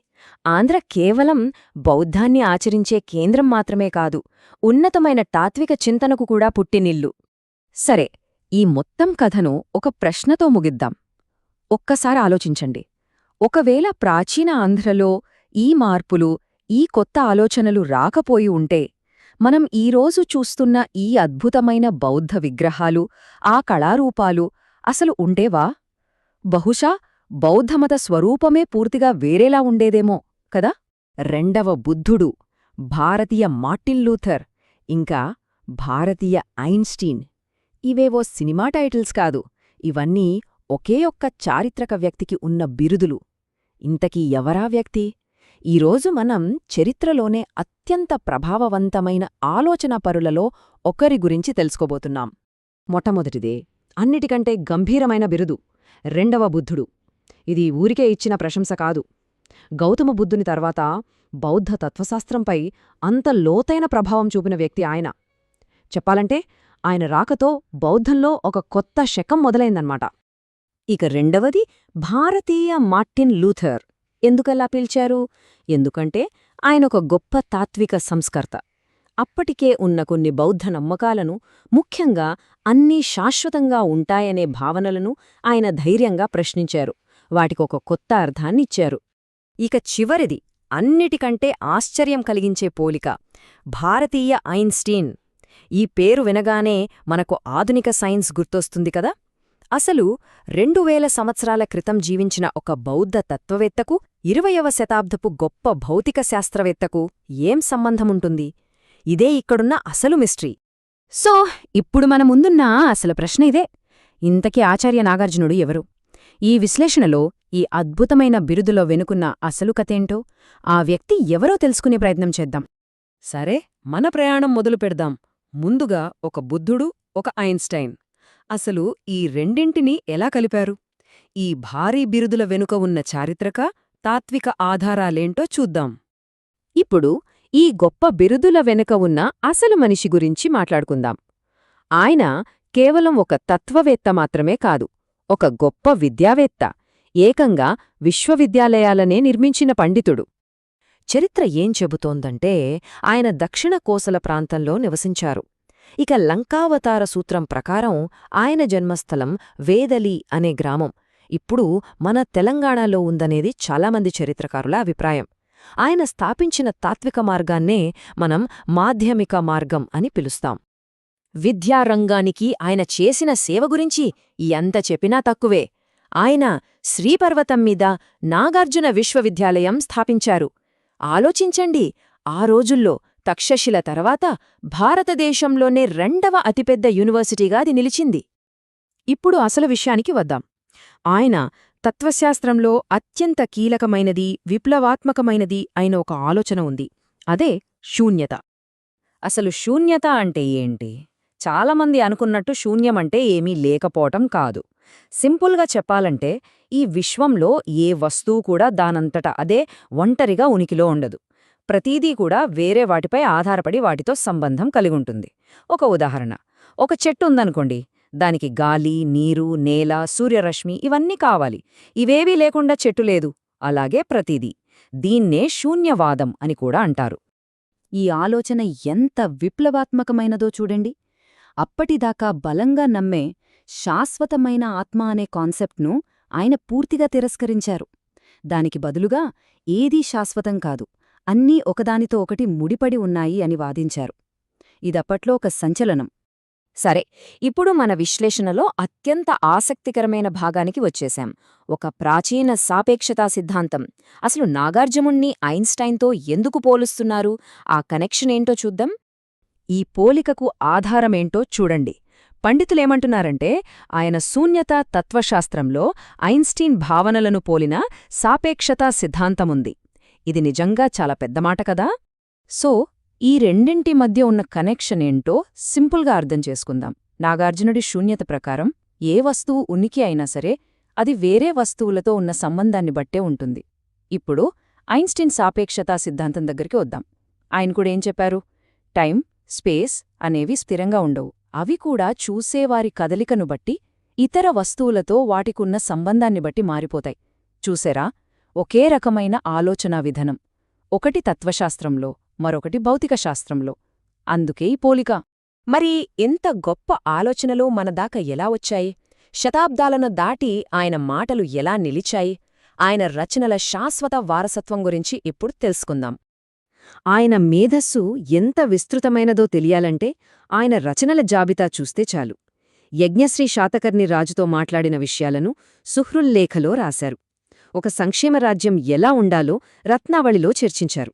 జ్ఞానం గురించి ప్రజ్ఞాపారమిత శాస్త్రంలో వివరించారు. అంతటితో ఆగలేదు. కెమిస్ట్రీ గురించి రసరత్నాకరం, ఆరోగ్యం గురించి ఆరోగ్యమంజరి రాశారు. ఫిలాసఫీ, పాలిటిక్స్, సైన్స్ ఇలా అన్ని రంగాల్లోనూ ఆయనకు ప్రవేశముంది. ఆ కాలంలో ఆయన రచనలకు ఎంతటి ప్రాముఖ్యత ఉండేదో చెప్పడానికి ఈ ఒక్క ఉదాహరణ చాలు. చైనా యాత్రికుడు ఇత్సింగ్ రాసిన దాని ప్రకారం సుహృల్లేఖ అనే పుస్తకాన్ని ప్రతి విద్యార్థి తప్పనిసరిగా కంఠస్థం చెయ్యాల్సి వచ్చేదట. అంటే బట్టిపట్టేయాలి, అంత ముఖ్యమైనదన్మాట. ఇక ఆయన మేధో వారసత్వం అక్కడితో ఆగిపోలేదు. అది తరతరాలుగా కొనసాగేలా చూసుకున్నారు. ఎలాగంటే ముందుగా గురువు ఆచార్య నాగార్జునుడు తన తత్వాన్ని స్థాపించారు. ఆ తర్వాత ఆయన ప్రియ శిష్యుడైన ఆర్యదేవుడు ఆ బోధనలను ముందుకు తీసుకెళ్లారు. చివరికి గురువు మరణం తర్వాత ఆర్యదేవుడే నాగార్జున విశ్వవిద్యాలయానికి అధిపతి అయ్యి ఆ వారసత్వాన్ని కొనసాగించారు. చివరగా ఒక ప్రశ్నతో ఈ విశ్లేషణను ముగిద్దాం. ఆలోచించండి. దాదాపు 2000 సంవత్సరాల క్రితం పుట్టిన ఒక ఆలోచన. అంటే ఈ విశ్వంలో ప్రతిదీ ఒకదానితో ఒకటి అనుసంధానించబడి ఉందనే ఆలోచన. నమస్కారం. శాతవాహనులు అనగానే మనకేం గుర్తొస్తుంది? వాళ్ల రాజ్యాలు, వాళ్ల రాజులు, యుద్ధాలు, అంతేకదా? కాని వాళ్ల అసలైన కథ, వాళ్ల అసలైన వారసత్వం, అది వాళ్లు కట్టిన కట్టడాల్లో, చెక్కిన శిల్పాల్లో దాగి ఉంది. సో ఈరోజు మనం ఆ అద్భుతమైన వారసత్వం గురించి తెలుసుకుందాం. రాళ్లపైన, భాషలోనూ వాళ్లు ఎలా చెరగని ముద్రవేశారో చూద్దాం. చూడండి, మన ప్రయాణం మొదలుపెట్టడానికి ఒక పవర్ఫుల్ కొటేషన్ ఉంది. ప్రముఖ చరిత్రకారుడు జేమ్స్ ఫర్గ్యూసన్ అమరావతి శిల్పాలను చూసి ఏమన్నారో తెలుసా? వాటిని భారతీయ వాస్తుశిల్పానికే శిఖరమన్నారు. అంటే ద వెరీ బెస్ట్. ఈ ఒక్క మాట చాలు మనం ఎంతటి అద్భుతమైన కళా ప్రపంచంలో కడుగుపడుతున్నామో అర్థం చేసుకోడానికి. సరే, మరి ఈ విశ్లేషణలో మనమేం చూడబోతున్నాం? ముందుగా మరుగున పడిన ఈ ప్రపంచాన్ని ఎలా తిరిగి కనుగొన్నారో చూద్దాం. తర్వాత వాళ్ల నమ్మకాలకు ప్రతీకలుగా నిలిచిన కట్టడాల గురించి మాట్లాడుకుందాం. ఆ తర్వాత ప్రపంచ ప్రఖ్యాతిగాంచిన అమరావతి శిల్పకళ గురించి. నాలుగోది రంగులతో వాళ్లు చెప్పిన కథలు. ఇక చివరగా మన భాషకు వాళ్లు అందించిన వారసత్వమేంటో ఒక్కో అడుగు వేస్తూ శాతవాహనుల ప్రపంచంలోకి వెళ్ళిపోదాం. రైట్, ఇక మనం మొదటి అడుగు వేద్దాం. అంటే శతాబ్దాలపాటు కాలగర్భంలో కలిసిపోయి అసలు ఎవరికీ తెలియకుండా ఉండిపోయి అనుకోకుండా మళ్లీ మన ముందుకొచ్చిన ఓ అద్భుత ప్రపంచం కథ ఇది. ఈ టైం లైన్ను ఓసారి చూడండి. కథ మనకు చాలా క్లియర్గా అర్థమవుతుంది. అశోకుడి కాలంలోనే అమరావతి లాంటి చోట్ల స్తూపాలకు పునాదులు పడ్డాయి. ఆ తర్వాత వచ్చిన శాతవాహనులు వాటిని ఇంకా పెద్దవిగా, ఇంకా అద్భుతంగా మార్చారు. కాని కాలం ఎవర్నీ వదలదు కదా. ఆ వైభవమంతా నెమ్మదిగా మరుగునపడిపోయింది. 100 సంవత్సరాల తర్వాత 1797లో కల్నల్ కాలిన్ మెకెంజీ అనే ఒక బ్రిటిష్ ఆఫీసర్ అనుకోకుండా ఆ శిథిలాలను చూశారు. అప్పుడే ప్రపంచానికి ఓ కోల్పోయిన సంపద గురించి మళ్లీ తెలిసిందే. ఇది నిజంగా చరిత్రలో ఒక టర్నింగ్ పాయింట్. ఓకే, ఆ ప్రపంచాన్ని తిరిగి కనుగొన్నాం. సరే, మరి ఆ ప్రపంచంలో ఏముంది? ఇప్పుడు మనం వాళ్ల కట్టడాల గురించి చర్చిద్దాం. బౌద్ధమతం వాళ్ల జీవితంలో ఎంత ముఖ్యమైందో చెప్పడానికి ఈ స్తూపాలు, విహారాలు, చైత్యాలే అతిపెద్ద సాక్ష్యం. మొదటగా స్తూపం. ఇది వాళ్ల కట్టడాలలో అన్నింటికన్నా ముఖ్యమైనది. సింపుల్గా చెప్పాలంటే ఇది ఒక గుమ్మటం ఆకారంలో ఉండే పవిత్ర నిర్మాణం. బుద్ధుని లేదా గొప్ప బౌద్ధ సన్యాసుల అవశేషాలపై దీన్ని కట్టేవాళ్లు. అంటే ఇది కేవలం ఒక బిల్డింగ్ కాదు, ఒక శక్తివంతమైన మెడిటేషన్ సెంటర్ అన్నమాట. మరి స్తూపాన్ని ఎలా కట్టేవారు? ఈ స్లైడ్లో చాలా సింపుల్గా ఉంది చూడండి. మొదట పునాదిలో పవిత్ర అవశేషాలు పెడతారు. దానిపైన మేధి అనే ఒక సిలిండర్ లాంటి నిర్మాణం. ఆ పైన అర్ధగోళాకారంలో ఉండే అండం. అదే మనకు కనిపించే పెద్ద డోమ్. దాని చుట్టూ ప్రదక్షిణ చేయడానికి ఒక దారి. ఇక పైన హర్మిక అనే ఒక స్క్వేర్ రైలింగ్. దానిమీద ఒక ఛత్రం. ఇలా ప్రతి భాగానికి ఒక లోతైన అర్థం, ఒక పర్పస్ ఉంది. ఇది జస్ట్ కన్స్ట్రక్షన్ కాదు, ఇదొక ఫిలాసఫీ. తరువాతది విహారం. ఇదే ఇంకా సింపుల్. విహారం అంటే బౌద్ధ భిక్షువులు ఉండే మఠం, ఒక మొనాస్టరీ అన్నమాట. సాధారణంగా స్క్వేర్ షేప్లో ఉండి సన్యాసులు ఉండటానికి, నిద్రపోవటానికి రూమ్స్ ఉండేవి. వీటినే సంఘారామాలు అని కూడా అంటారు. ఇక చైత్యం, ఇది ప్రేయర్ హాల్.